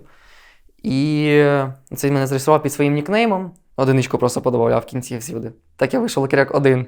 Тобто він був Lucky Crack, а ти був Lucky Crack 1? Тобто ти навіть не сам придумав собі нікнейм, а твій друг тобі придумав? У мене був якийсь свій нікнейм, в результаті я думаю, а я ж не знаю, як Фейс зареєструвати. І він мені зареєстрував Фейсіт на свій нікнейм.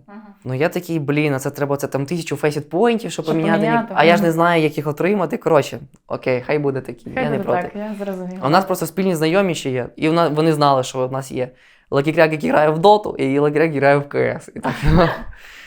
Але це два різних Lucky Crack. Прикольно. І все, я почав, типу, більше ходити, відповідно, більше грати. Відповідно, у батьків було більше питань. Через мільйони проб і сварок мені дали час, типу, там 2-3 години після школи, у мене було, мені гроші давали, щоб я там пішов грав. 2-3 години, це реально мало. Всі грають в КС, поймуть. Зараз по новій системі МР-12, звісно, можна пограти пару ігор, але за МР-15, особливо овертайму, це капець. Це одна гра. Да, а я пам'ятаю, один раз прийшов реально в комп'ютерний клуб на годину. У мене було, і часу, і грошей тільки на годину. Я в пошуку 45 просидів хвилин. І я, коротше, в мене починається гра, в мене 15 хвилин залишається. І я такий, давай просить в когось гроші, щоб докинути. Коротше, історій багато, вони прекрасні. Але батьки так само трошки негативно до цього ставилися. Це змінилося, здається, на другий турнір, який я вже переміг. Тобто це був травень 2019 року. А що це за турнір? Це у нас був юніорський кап. Це десь в Рівному було? Так, до 18 років. І тоді мені просто пощастило, у нас тоді команда була, я 3-й левел фейсі, там у мене друг 4-й і 3 десятки. Мощні пацани з вами. І ні в кого більш не було. Була тільки одна команда, в ній була 1 десятка. Це ми в фіналі зустрілися і тоді перемогли. Звісно, протягнули перемогу, але перемога є перемога. І потім був ще один літній турнір, ми тоді зайняли 2-е місце. І все, і не зрозумів, що на цьому можна заробляти. Але як такої думки там стати кіберспортсменом у мене не було. Просто мені подобалося грати, і я продовжував грати. Тобто не було такого, що ти дивишся турніри, і ти такий бачиш, вау, сцена, я не слідкував за кіберспортом. Ти просто грав і... Так, я навіть реально знав Simple, бо просто всі говорили Simple. А хто такий Simple, я не знав. Це змінилося, мені здається, вже взимку 19-го. От взимку 19-го це мені мама купила комп'ютер. Це був грудень 19-го, і погнали, все. До сих пір пам'ятаю, 261 за 2 тижні в мене було в стімі. Ого! Взагалі все, в сон, туди, їсти хочеться, туди, і грати. І що, і вона не сварилася на тебе? Це ж вдома, це ж почався ще коронавірус. Так, коронавірус, це епоха, коли нікуди не можна вийти. Ні, це були зимові канікули спочатку, а потім почався коронавірус. Роби, що хочеш. І я такий, роблю, що хочу. Давай трошки повернемося до твоєї волонтерської діяльності. Я знаю, що у тебе до того, як ти приєднався до третьої, у тебе була якась волонтерська поїздка. Ти збирав навіть кошти у себе в Інстаграмі, по-моєму, у себе в Телеграмі десь постив. Тепер ясно, звідки ти знаєш. Ну, я ж підписалась на тебе, слідкувала. Розкажи мені, як це було? Який це досвід був для тебе? Це була перша твоя поїздка? Чи, можливо, ти раніше їздив? Поділися трошки. Ну так прям близько до лінії бойового зіткнення я не був. Це як вийшло? Валік, оцей, що який мене привів, він був поранений, і в нього була відпустка. Він був в Рівному. Ми з ним проводили разом час, я приїжджав, гуляли, бо я так само вчився вже в Києві на той момент, то я приїжджав до нього. І прийшов момент, типу, він вже має їхати назад. У мене якраз, я тобі, як вже розказував, у мене були оці думки, типу, блін, я сиджу вдома, а не там, типу, хлопці тут там гинуть, поранені, а я, типу, сиджу, граю. І ці всі думки мене постійно бентежили. І тут я його відправляю в Слов'янськ, і ми стоїмо вже на ЖД вокзалі. Чекаємо потяг Київ-Слов'янськ. І я такий думаю, блін, може сісти з ним поїхати. Мама все одно знає, що я в Києві, приїду там, подивлюсь. А він каже, та ні, не придумай, типу. Я такий, окей, прийшов додому, вже відправив, і реально загорівся цією ідеєю. І я думаю, типу, можна спробувати, бо, типу, якраз і перевірити себе. А вдруг, от я горю там бажанням доєднатися до війська, а зараз поїду в Слов'янськ, злякаюся, і на цьому, в принципі, і бажання закінчиться. Або це зіграє злу шутку, і моє бажання ще більше буде. І я давай думати, зв'язався зі своїми друзями, знайомими з Слов'янська. Пишу, типу, чи є у вас якісь волонтерські штаби, якщо є, дайте номер телефону, я з ними сконтактую. Мені дали номер телефону волонтерського штабу. Я з ними сконтактувався, вони мені скинули список того, чого потрібно. Я давай дивитися. Розумію, що в мене було 15 тисяч заощаджень, я на всіх скупився. І розумію, що, мало. Мені було оцей збір, що ти казала, мені було максимально важко відкрити, тому що я відчував себе неправильно, я відчував себе попрошайкою. Так, я розумію, що для благодійців, я розумію, що але все рівно, типу, от мене так якось воно було в голові. В результаті мене там заставили натовп тупо відкрити. Тоді я відкрив на 10 тисяч, мені, здається, 18 задонатили. То я теж на всі 18 закупив все, що треба. В результаті 2 рюкзаки майже по 90 літрів, десь отакі. Потім іде коробка, десь отака. Рюкзаки 2 отаких, і один мій маленький з особистими речима. І я з цими 5 рюкзаками, однією коробкою, сів в потяг і поїхав в Слов'янськ. Ну та. Жорстко. Мама Ні, я думала, що ти з кимось поїхав. Ні, мені в голову стукнуло, я сам поїхався. Мама до сих пір згадує, типу, бо там емоції були, звісно. Та як, ти що, куди? Я таку... А ти їй не сказав чи сказав? Ні, вона знала, типу. Вона знала. Вона знала, бо якби вона не знала, потім знала, мені було б ще гірше. Ну і все, я поїхав в Слов'янськ, доїхав, доніс і ледве-ледве ті всі речі, але задоволений був капець. Типу, я там провів 3 дні, пофоткав, зустрівся там з військовими, поговорив з ними, там так само з тими волонтерами поговорив. Особисто там попередавав речі, які я поперевозив. Було дуже приємно. Потім, що мене вже мало бути, це було, здається, 9 число, 7, 8, 9, 3 дні. Я вже мав повертатися додому, бо я хотів на день народження додому приїхати. І я думаю, чим би зайнятися. Поїхав в Краматорськ. Коротше, знайшов якийсь автобус, 20 хвилин їхати, 50 гривень, все, 10 вечора, сів, поїхав. Ледве-ледве... 10 вечора? Так. Ледве-ледве знайшов, де переночувати. А комендантська, реально? Він їздив, все. Я поняла. Приїхав в Краматорськ, так само погуляв там по парку, зустрівся з знайомим, їм треба була цивільна одежа. То я, типу, в Слов'янську волонтерському штабу кажу, можна я там візьму якихось цивільних речей, у них було, вони мені спакували теж рюкзак, я приїхав в Краматорськ, йому віддав, він мене зводив на бургер, коротше, було прекрасно. Переночував і зранку пішов на потяг, і все, я був вже вдома на день народження. То і підсумуємо. Ця поїздка що зробила? Вона тебе налякала чи навпаки ще більше підпалила бажання йти в Збройні Сили України? А ти як думаєш? Ну, я думаю, другий варіант, але я хотіла б у тебе перепитати. Раптом ти скажеш зараз перелякала, але потім я ще раз поїхав і вже впевнився. Ні, після цієї поїздки саме прям вже пік був того, що мене... Я розумію, що я маю бути там, я розумію, що я маю це зробити. Ну, типу, я не боявся цього зробити, просто були ще обставини, які я мав закінчити вдома, так само я ж залишаю своїх дівчат всіх вдома. Треба, щоб в них все було добре. І все. Типу, ця поїздка остаточно поставила крапку над «і», що так. А у тебе взагалі був якийсь страх перед тим, як їхати?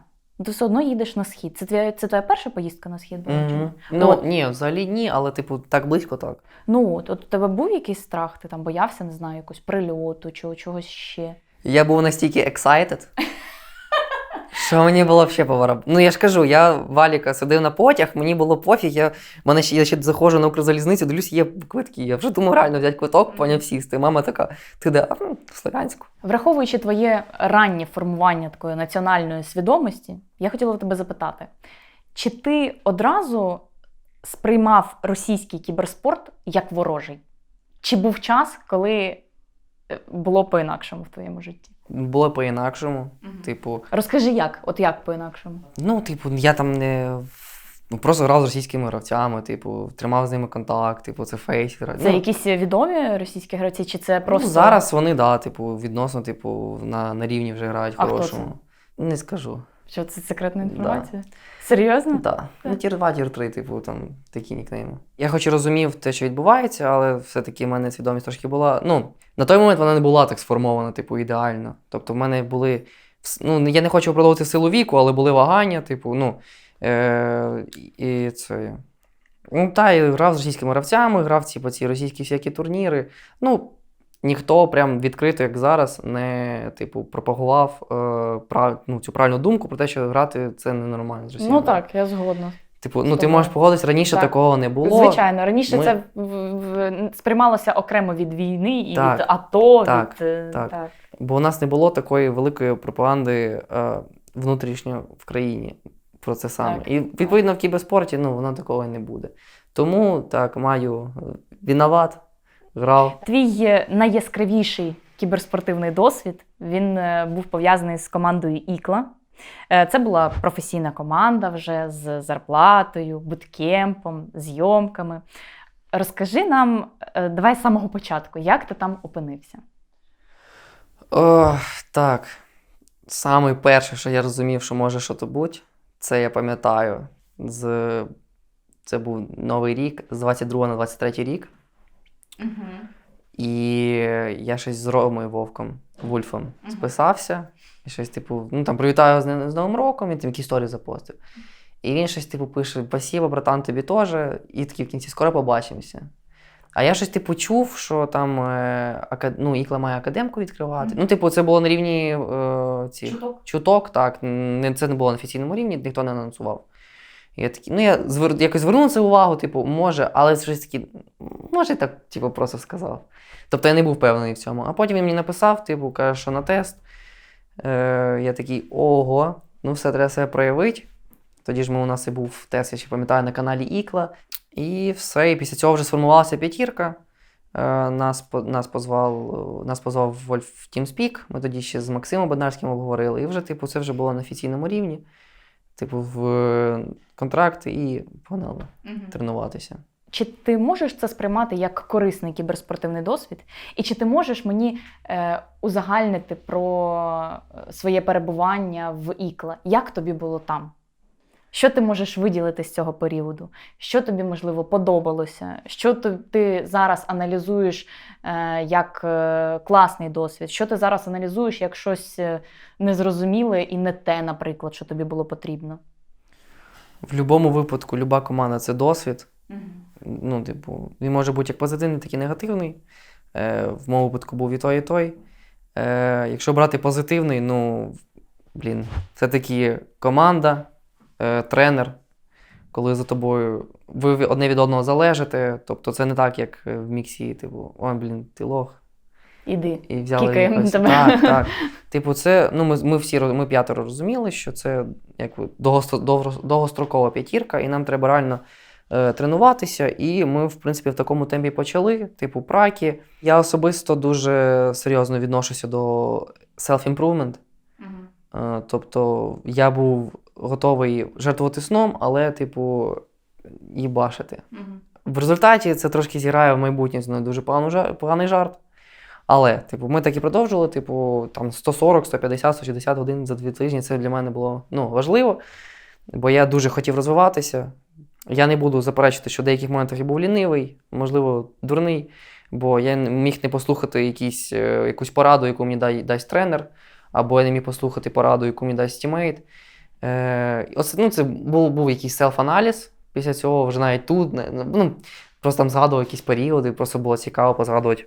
В організації було все прекрасно. Типу, буткемпи, ці гості, які до нас приходили там на буткемп, так само психолог, тренер.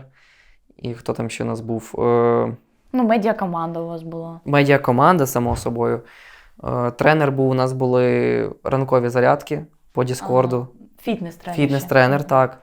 Тобто, зі сторони організації все було чудово, реально. Я вважаю, якщо ми говоримо про організацію, було прекрасно. Якщо ми говоримо саме про склад команди, типу, там є свої, нюанси. Які? Поділися. Ладно. Якщо ми говоримо про академку. Проблема нашої команди було те, що ми не слухали одне одного. Ми притерлися, був у нас цей конфетно-букетний період, тоді ми з Open в Main вийшли. І потім якась почалась стагнація, ми перестали одне одного чути, перестали вигравати, відповідно, немає емоцій у гравців, немає настрою, і вони одне одного не хотіли чути. Так само тоді ще нас забрали Рому, бо він перейшов тоді в європейський склад помічником тренера. Це була бомба, яка мала колись вибухнути. І коли нас дали нового тренера, це ще було СРН, вона почала помаленьку вибухати. Типу, хлопці почали сваритися дуже між собою, взагалі по тупим моментам. Потім у нас почалась проблема того, що перестали приділяти належний час self-improvement. Тобто це було у деяких як зайшов, зіграв 5 праків, пішов спати. Зайшов зранку знову 5 праків. Так не має бути. У нас була домовленість, що там умовно 90 годин за 2 тижні в когось. У нас має бути мінімум. В когось було 40, в когось було 50. Це погано. І вже потім почалися срачки, це переросло в неповагу одне до одного. Як можна грати, коли ти не поважаєш і не слухаєш думку? Перший сезон, без всяких здвигів, потім другий сезон є без ніяких здвигів. І вже тоді якраз європейський склад, Ікла.UA, і нас порвали. Після якогось знову невдалого дня Максим заходить і каже, що так і так, у нас буде склад, Кліо, я, Буря, Кенсізор і Салтовський. І це буде Ікла.UA, і так само Сирена з тренера забирають на тренера і Ікла.UA. Я такий, ого, бо я себе, якщо чесно, не скажу, що там гірше всі грав. Це проблема впевненості в собі.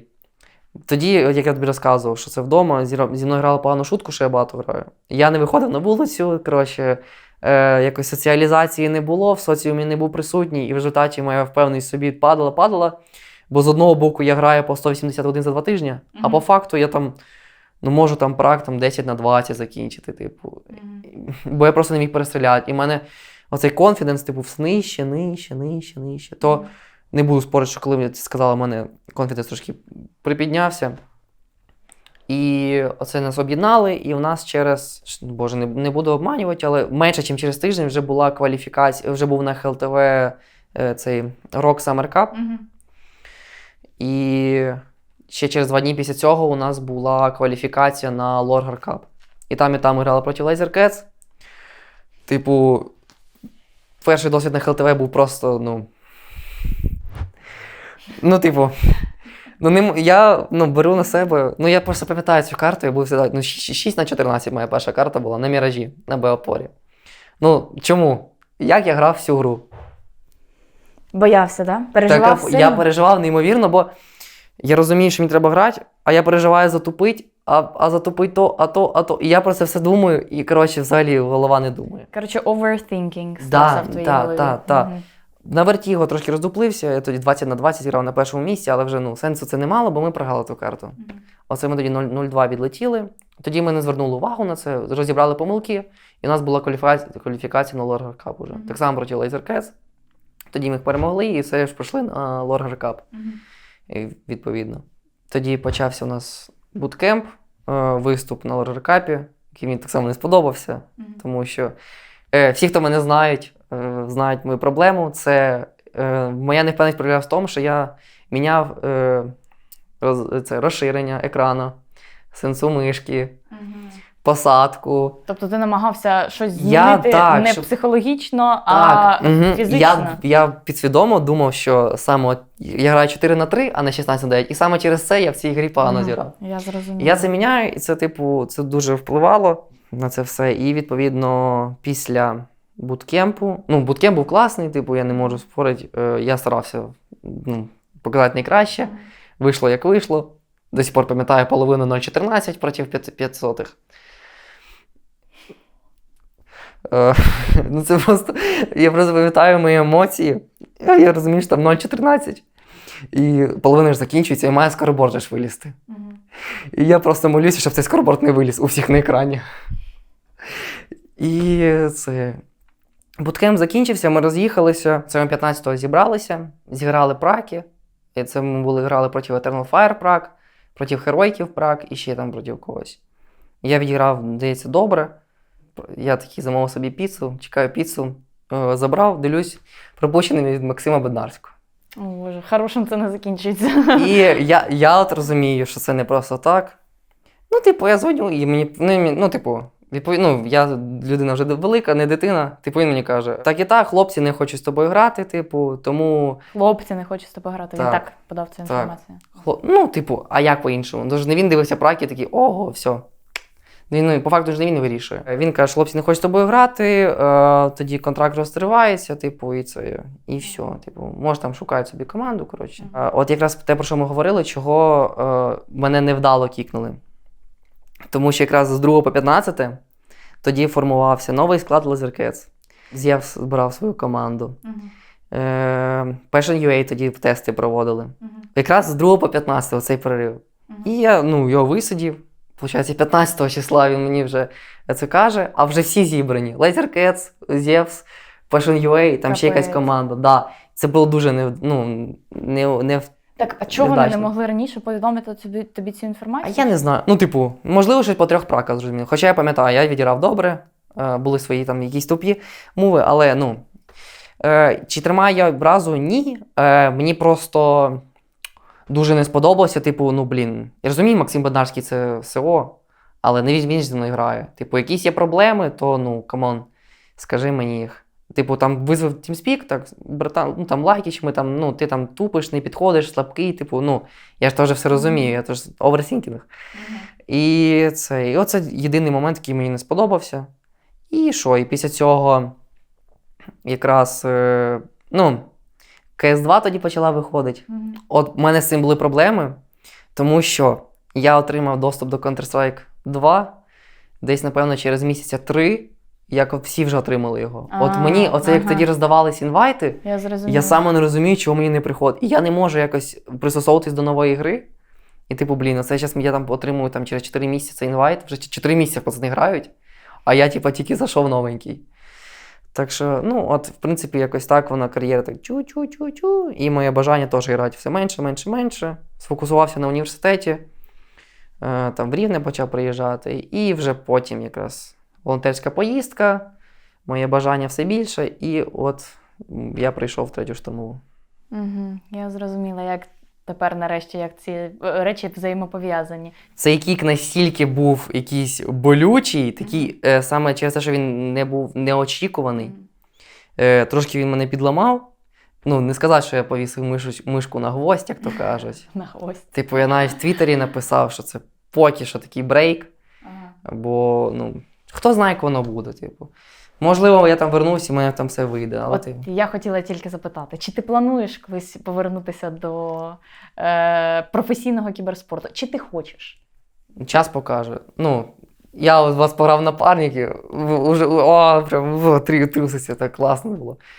Кайфанув. Так. Враховуючи, що 22 лютого останній грав просто взагалі в Counter-Strike, то було класно. Тобто іноді сумується за... Не сумується, ні, я не сказав, бо я повністю, мені подобається моя робота, те, чим я займаюся, але я просто пам'ятаю, в один момент я почав за кіберспортом більше слідкувати, бо я реально розумію, я заходжу на Хелтивей, там половину нікнеймів тір 2, тір 3 сцени вже не знаю. Такий, ого, і треба якось слідкувати. І я це почав слідкувати, турніри, і такий, блін, а хочеться поіграти. От такі, типу, були. Ну ти зараз слідкуєш за кіберспортом. Да. Дивишся якісь великі турніри, да? Да, і за своїми з пацанами, там, з Сомнімом дивлюсь, Кліо. Ну, я з ними тримаю контакти, до сих пір. Типу, це... Я б навіть сказав, що якщо брати моє не КС-ерське життя, в мене там реально підтримує менше людей, ніж моїх знайомих і друзів з КС. Тобто, якщо я почну перераховувати, типу, і це реально класні, типу, пацани, типу, відомі. Ага, ну от розкажи, вони тебе підтримують зараз в твоїй кар'єрі військові, правильно? Я так розумію. Вони тобі пишуть там якось, так? Так, це реально те, що я замічаю, пишуть, бо, як я вже тобі казав раніше, люди йдуть, життя, типу, дороги розходяться, а от, типу, є такі люди, з якими, здається, і, ми не дуже спілкувалися, а там реально, там Нейтер, наприклад. Він грав, доволі добре на аматорській сцені, грає досі. Мені здається, ми просто з ним там грали преміум, а він там мені пише, там реально там підтримує, питає, що треба. Типу, це реально приємно. Типу, ти розумієш, що вау, типу, людям реально, типу, якось, не пофіг, типу. А з колишніми тімейтами ти підтримуєш зв'язок, типу, як там з Бурі, Салтовським? Може, вони якось тебе підтримують тепер зараз? Чи ви не спілкуєтесь? Ну, якщо так брати, то Буря там мені може там, або там, на історії відповісти, я можу на історії відповісти. Типу, там Салтовський, Кайсізором я взагалі не спілкуюся. Якщо брати з Легенінс, то так само з Міко, з Хелкісом я не спілкуюсь. І оце Кліо, Сомніум, типу, ми там дуже часто спілкуємось. Це наше тріо саньків. Ти сказав фразу про університет. Ти десь вчився? Ти довчився? Я заочно на 3-му курсі в Київському національному університеті імені Тараса Шевченка на національній безпеці. Вау! Так, зараз мені довелося взяти академвідпустку, тому що мені сказали, типу, нам не підходить так, як ти, типу, не можеш, так. І мені сказали, типу, або документи, або академку. Ну, я взяв наскільки академка? Я взяв на 3 роки. Там на 3, на 5 можна, я взяв на 3. Тобто в планах взагалі у тебе є повернутися до навчання, якщо буде можливість, і там закінчити все ж таки універ? Ну так. Хотілося. Типу, так, це ж моє майбутнє. Я нещодавно натрапила на такий цікавий TikTok-аккаунт. Називається він Cyber Nation Team. TikTok-аккаунт шутера від першого обличчя, розробниками якого є українці, який вийде на Стімі. Колись, не знаю коли, там анонсу ще не було. Так от, персонажами цієї гри є наші реальні військові. Зокрема, і Владислав Дацький. Я не знаю, чи ти бачив такий відос чи ні? Ні. Не бачив? Я тобі покажу. Just listen. Як тобі така взагалі ідея, коли тематика ігор – це війна, і, зокрема, війна, яка йде у нас тут в Україні? Як ти ставишся до того, що персонажами є реальні люди? Спочатку на останнє питання дам відповідь. Це точно позитивно. Якби люди, як то кажуть, люди мають знати обличчя своїх героїв. Так і є. Типу, Дацик це показав, мені здається, достатньо для військового світу, для цивільного, його подвигами, його подвиги знають, як і люди в цивільному житті, так і тут, цим захоплюються.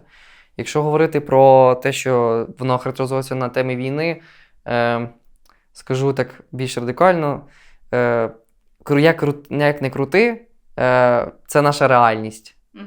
Як би нам не хотілося від цього абстрагуватися, від цього якось відійти, рано чи пізно всім доведеться це прийняти і, я не знаю, це прикольно, так люди будуть знати, не знаю, як правильно це сказати, будуть дізнаватися, в будь-якому випадку це ж буде якась інформація про нього, там, вони там захочуть там зайти в Google, ще більше щось дізнаються, може там ще щось дізнаються, і це, воно буде тягнути одну інформацію за собою, в результаті, я вважаю, це круто. Чи хотів би ти потрапити в таку гру і бути персонажем в такій грі? Взагалі, прикольний сам концепт цього, але я більш до цього схиляюся до того, що це треба місце заслужити. Тобто, якщо порівнювати мене і Дацика, це неможливо порівнювати. Тому що Ну, це, поки що. це небо і земля. Ну, час покаже. Час покаже, як воно буде. Ну, взагалі так. Але я вважаю, це має бути заслужено. Ну, типу, навіть особисто кажучи, якщо там мене запросять, типу, ну я можливо і відмовлюсь, якби зараз запросили. Типу, я не вважаю, що я достатньо зробив, типу, що взагалі там мене афішували, типу, і так далі. Як ти вважаєш, взагалі, військовим потрібно розвивати якусь свою медійку? Ну, я б сказав би загально, це як у нас бригадно. У нас, ну, ти не можеш заперечити, що у нас чудова медійка працює. Не можу заперечити, ти що? Здається, всі хлопці, які дивляться, і дівчата, як показує практика, дивляться відео там зі штурмів, типу, ну, вони просто більше розуміють, як воно відбувається. Типу, звісно, на своєму рівні. Як і я, коли був вдома, я не міг відчути того всього, що я бачу, що мені передає відео. Типу, в реальності воно трошки, ну, реально сприймається. І вже після того, як побачив це в реальності, ти дивишся відео, і ти реально розумієш, що ого, а різниця між сприйняттям є. Яке питання, ще раз, я вже забув.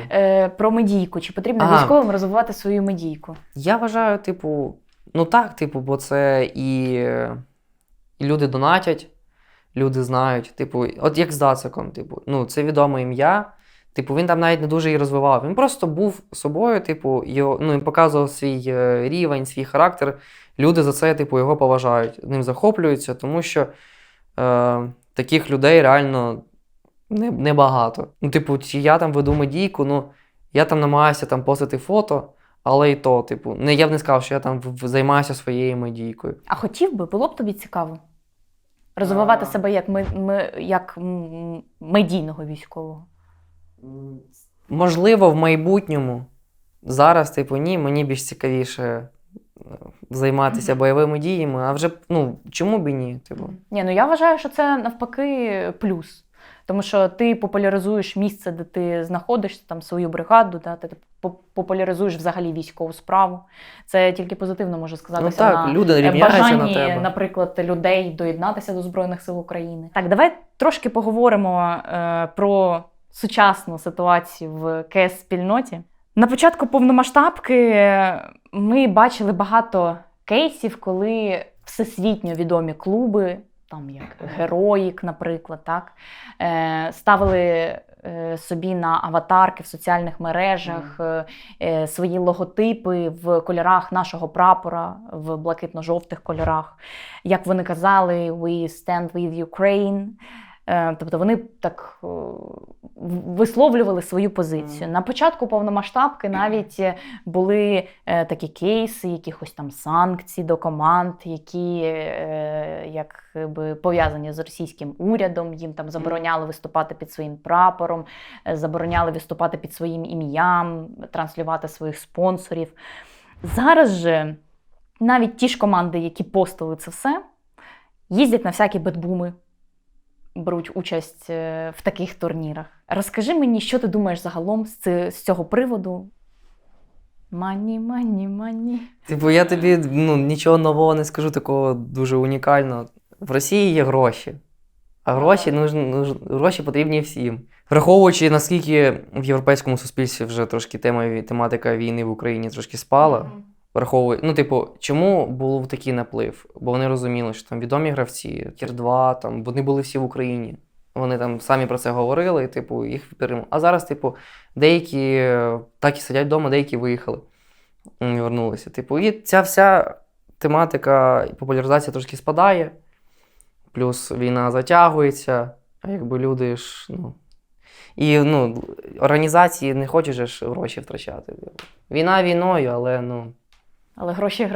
Гроші грошима. Як тебе особисто ця ситуація? Вона бісить, чи ти до неї вже звик, чи, можливо, у тебе є якісь команди, які тебе особливо роздражають, коли ти їх бачиш на якихось великих аренах, чи якісь персоналі? Аутсайдерс. Харять мене, капець. Не можу сказати чого. А бензоколонка тебе не роздражає? Я вже з неї забув. Знаєш, десь там в мусорку улетіло. Якщо говорити про цю тему, чи вона не роздражає? Ні, тому що я очікував, що так буде, чесно. Це надовго. Просто дивлячись, як російський бізнес спонсорував кіберспорт раніше, довго кіберспорт би не прожив. якби вони оці всі санкції, оці відміна турнірів, типу, інвайтів, ну, на жаль.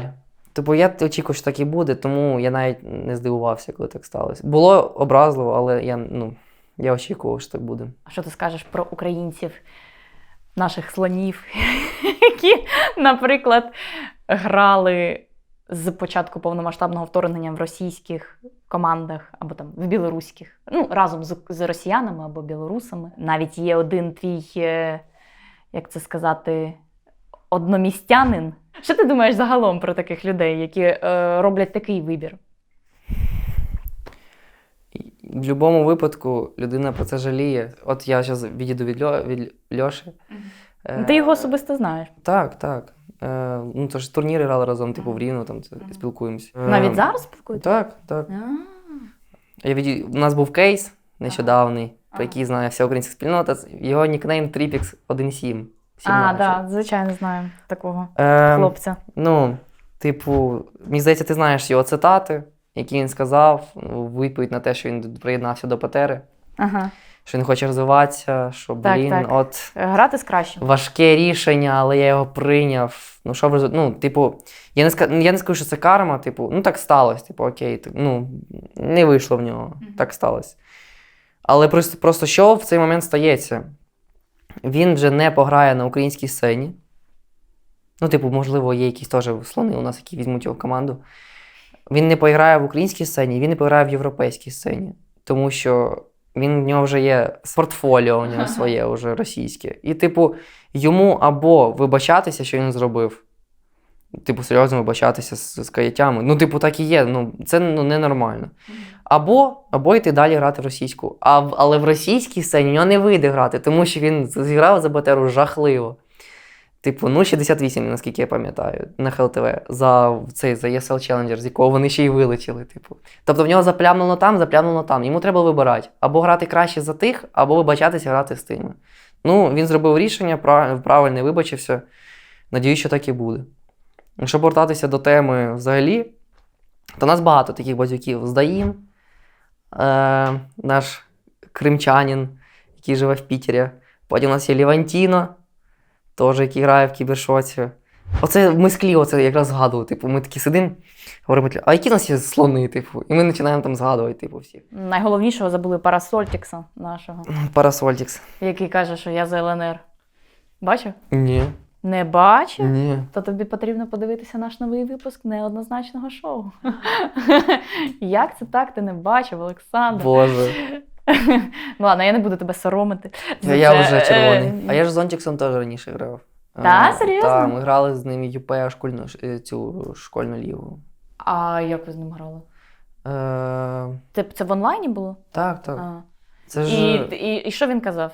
Він якось спілкувався з тобою? Ні, ну, типу, ми це пограли, там, типу, ми там збережені друг друга, там є якийсь діалог у нас в Телеграмі, здається, але, типу, це... Ну, що сказати про них? Вони зробили цей вибір, ну, так само, як з Даїм, типу, там, це з Фіром, ну. Типу, я з Фіром говорив особисто, я з ним спілкуюся, типу, та взагалі, я майже з усіма нашими українською сценою, ти там Passion UA, ти так далі, Лео Геймінг, я з ними майже з усіма спілкуюся, типу, ну, всі роблять неправильний вибір. Типу, головне це усвідомити. Ну, типу, якщо брати кейс Даїма, ну це прикол, звісно. Пригати з російського прапора на нейтралі на український, на ХЛТВ, це, звісно, ну, якийсь прикол. Ну, вже, надіюсь, він повністю заплямив себе, і в нас його не буде. Так само Левантіно, типу, я з ним там не дружу, але грали, типу, ну, не дуже ми там зрослись характерами, типу, і я не знаю, типу, я не можу нічого по ньому сказати, але в будь-якому випадку, що вже був такий вибір, у них була причина, типу, осуждаємо, типу, але що зробиш? Ти казав, що ти спілкуєшся з Алексом 666, там з Фіром там, і так далі. Особисто ти, як людина, яка там, в Збройних силах України, і ти бачиш, коли твої знайомі, або там, можливо, вони хороші товариші твої, я ж не знаю, як ви там спілкуєтесь, роблять такий вибір. Чи у тебе є особиста якась, не знаю, образа на людей за те, що вони так роблять?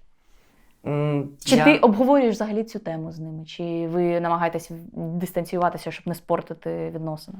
Ну, я не люблю робити з плеча. Типу, я, от як тоді з МЛБ, типу, там я у Льоші питав, типу, ну, в нього було своє бачення, чи з яким потім пожалкував, типу, бо прийняв неправильне рішення. Типу, ну, як я і сказав вже, типу, всі роблять неправильні рішення, типу, осуждаємо, ну, ну. Ну, образу ти не тримаєш. Ні, ну, типу, в будь-якому випадку він став, так, як це так драматично сказати, став на вірний путь. Звучить так, да. Ну і в результаті та все прекрасно. Ти що Софія там, де я з батьком спілкуюся, це вони не день народження, типу, привітали. Типу, ми там просто можемо там переписатися. Я можу повісти їм на сторіс в інстаграмі, вони мені відповідають, ми там якийсь діалог там маленький зав'язаний, типу, та як ти там, типу, чи все нормально, чи щось треба, типу.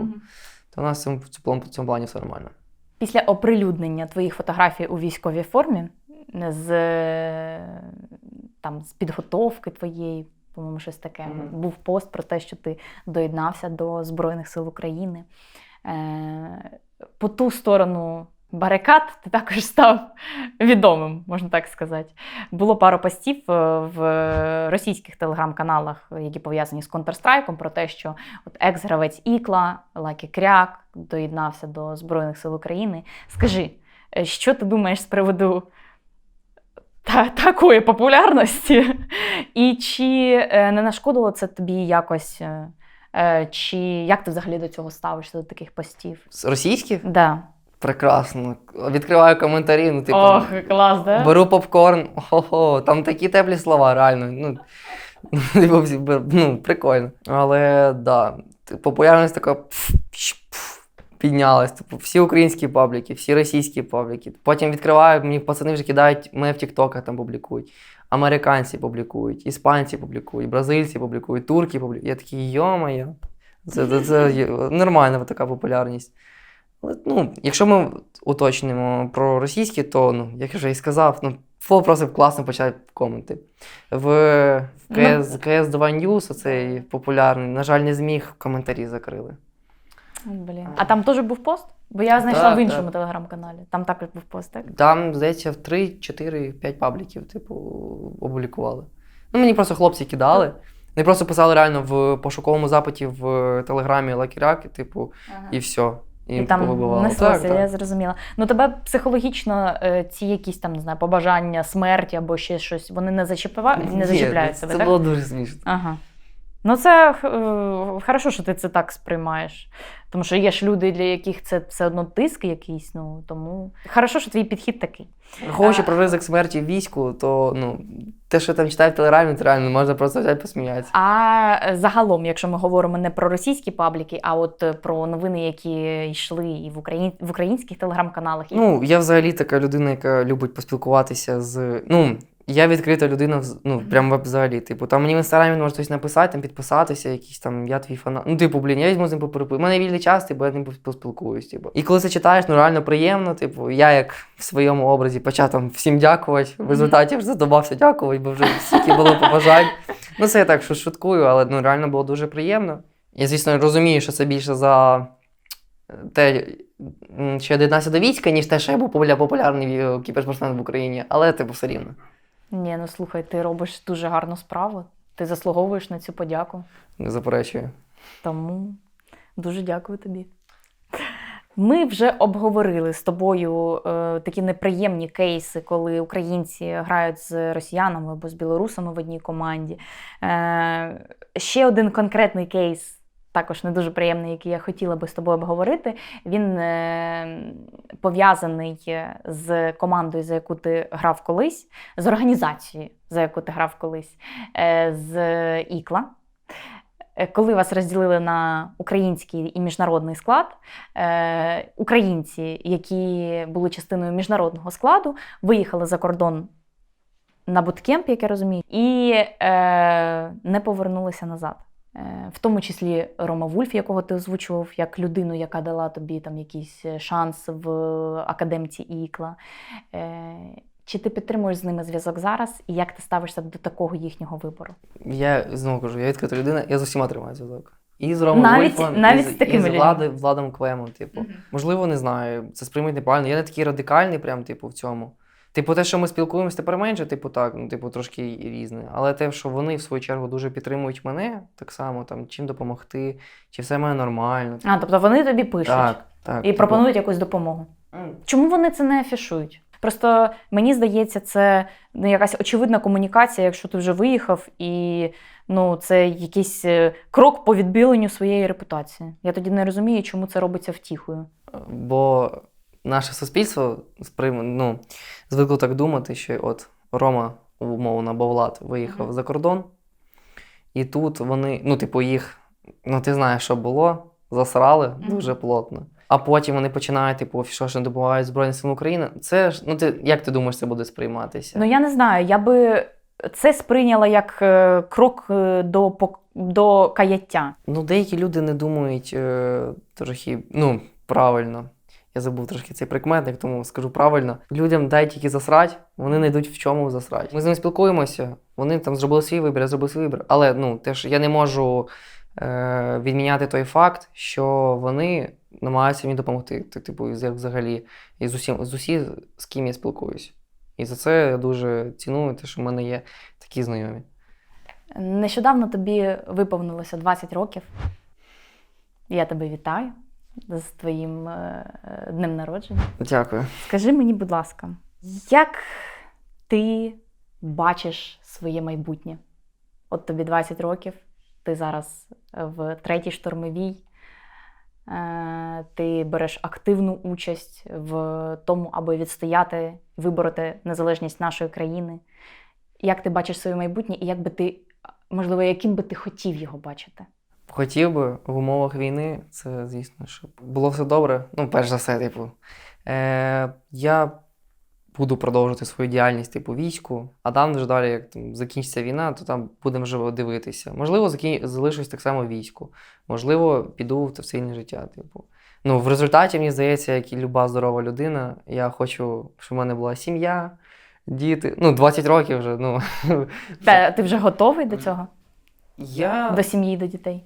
Я якось підсвідомо про це думав. Підсвідомо я себе позиціоную як зрілу людину. Але, як завжди, каже більше суспільство про тебе.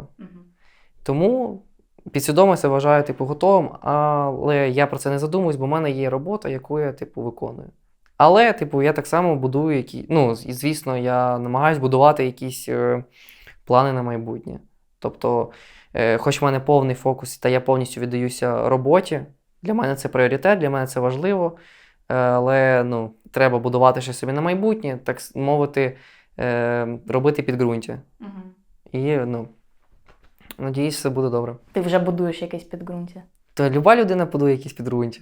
А що це за підґрунтя? А вам все розкажу. Мені ж цікаво. розкажу. Не розкажеш? Це секрет. Зараз секрет. І ще останнє невеличке питання.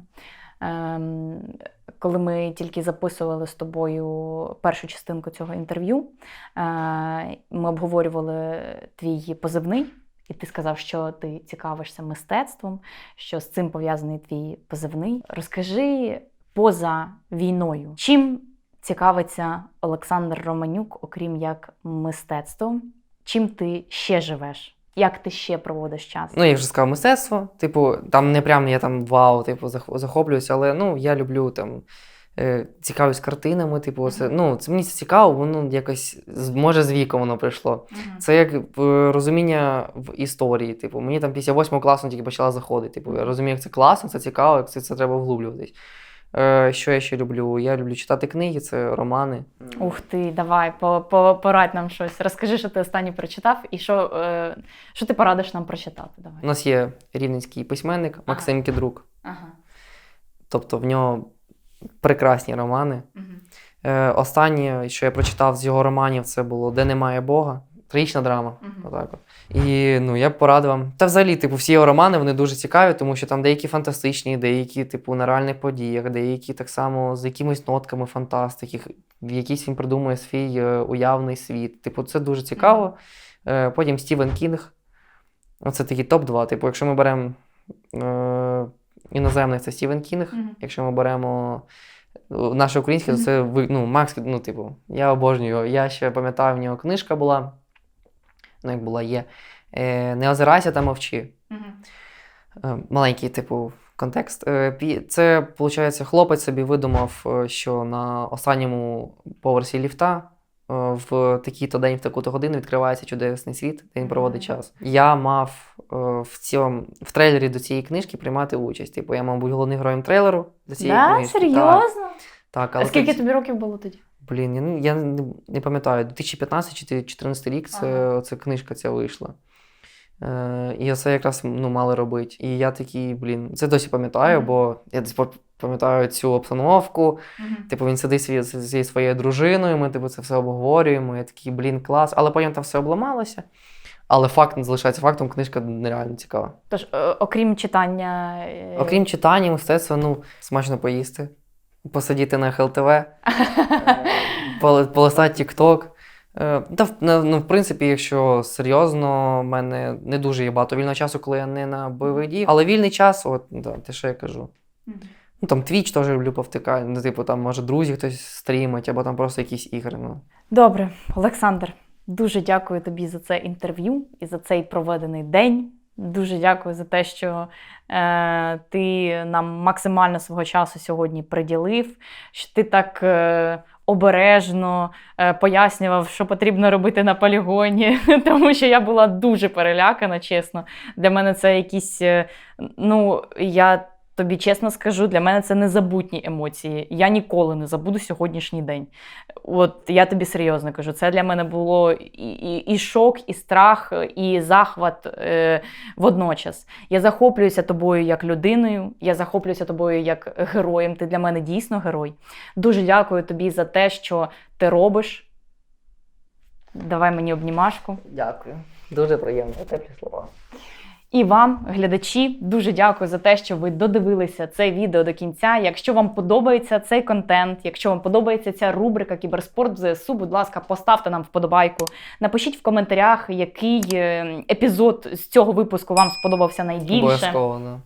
Підпишіться на Олександра в соціальних мережах, ми залишимо його Інстаграм. Підпишіться на мої соціальні мережі, будь ласка. На Телеграм, на Інстаграм, на Твіттер. Не забудьте підписатися на Телеграм-канал Кацапського Інферно, тому що там ми постимо всі новини у світі Counter-Strike. Там ви не пропустите точно нічого, якщо будете підписані на цей Телеграм-канал. Там всі матчі, решафли, новини, абсолютно все. Дякуємо вам ще раз за увагу. Побачимося з вами у наступних відео. Всім па-па! Па-па!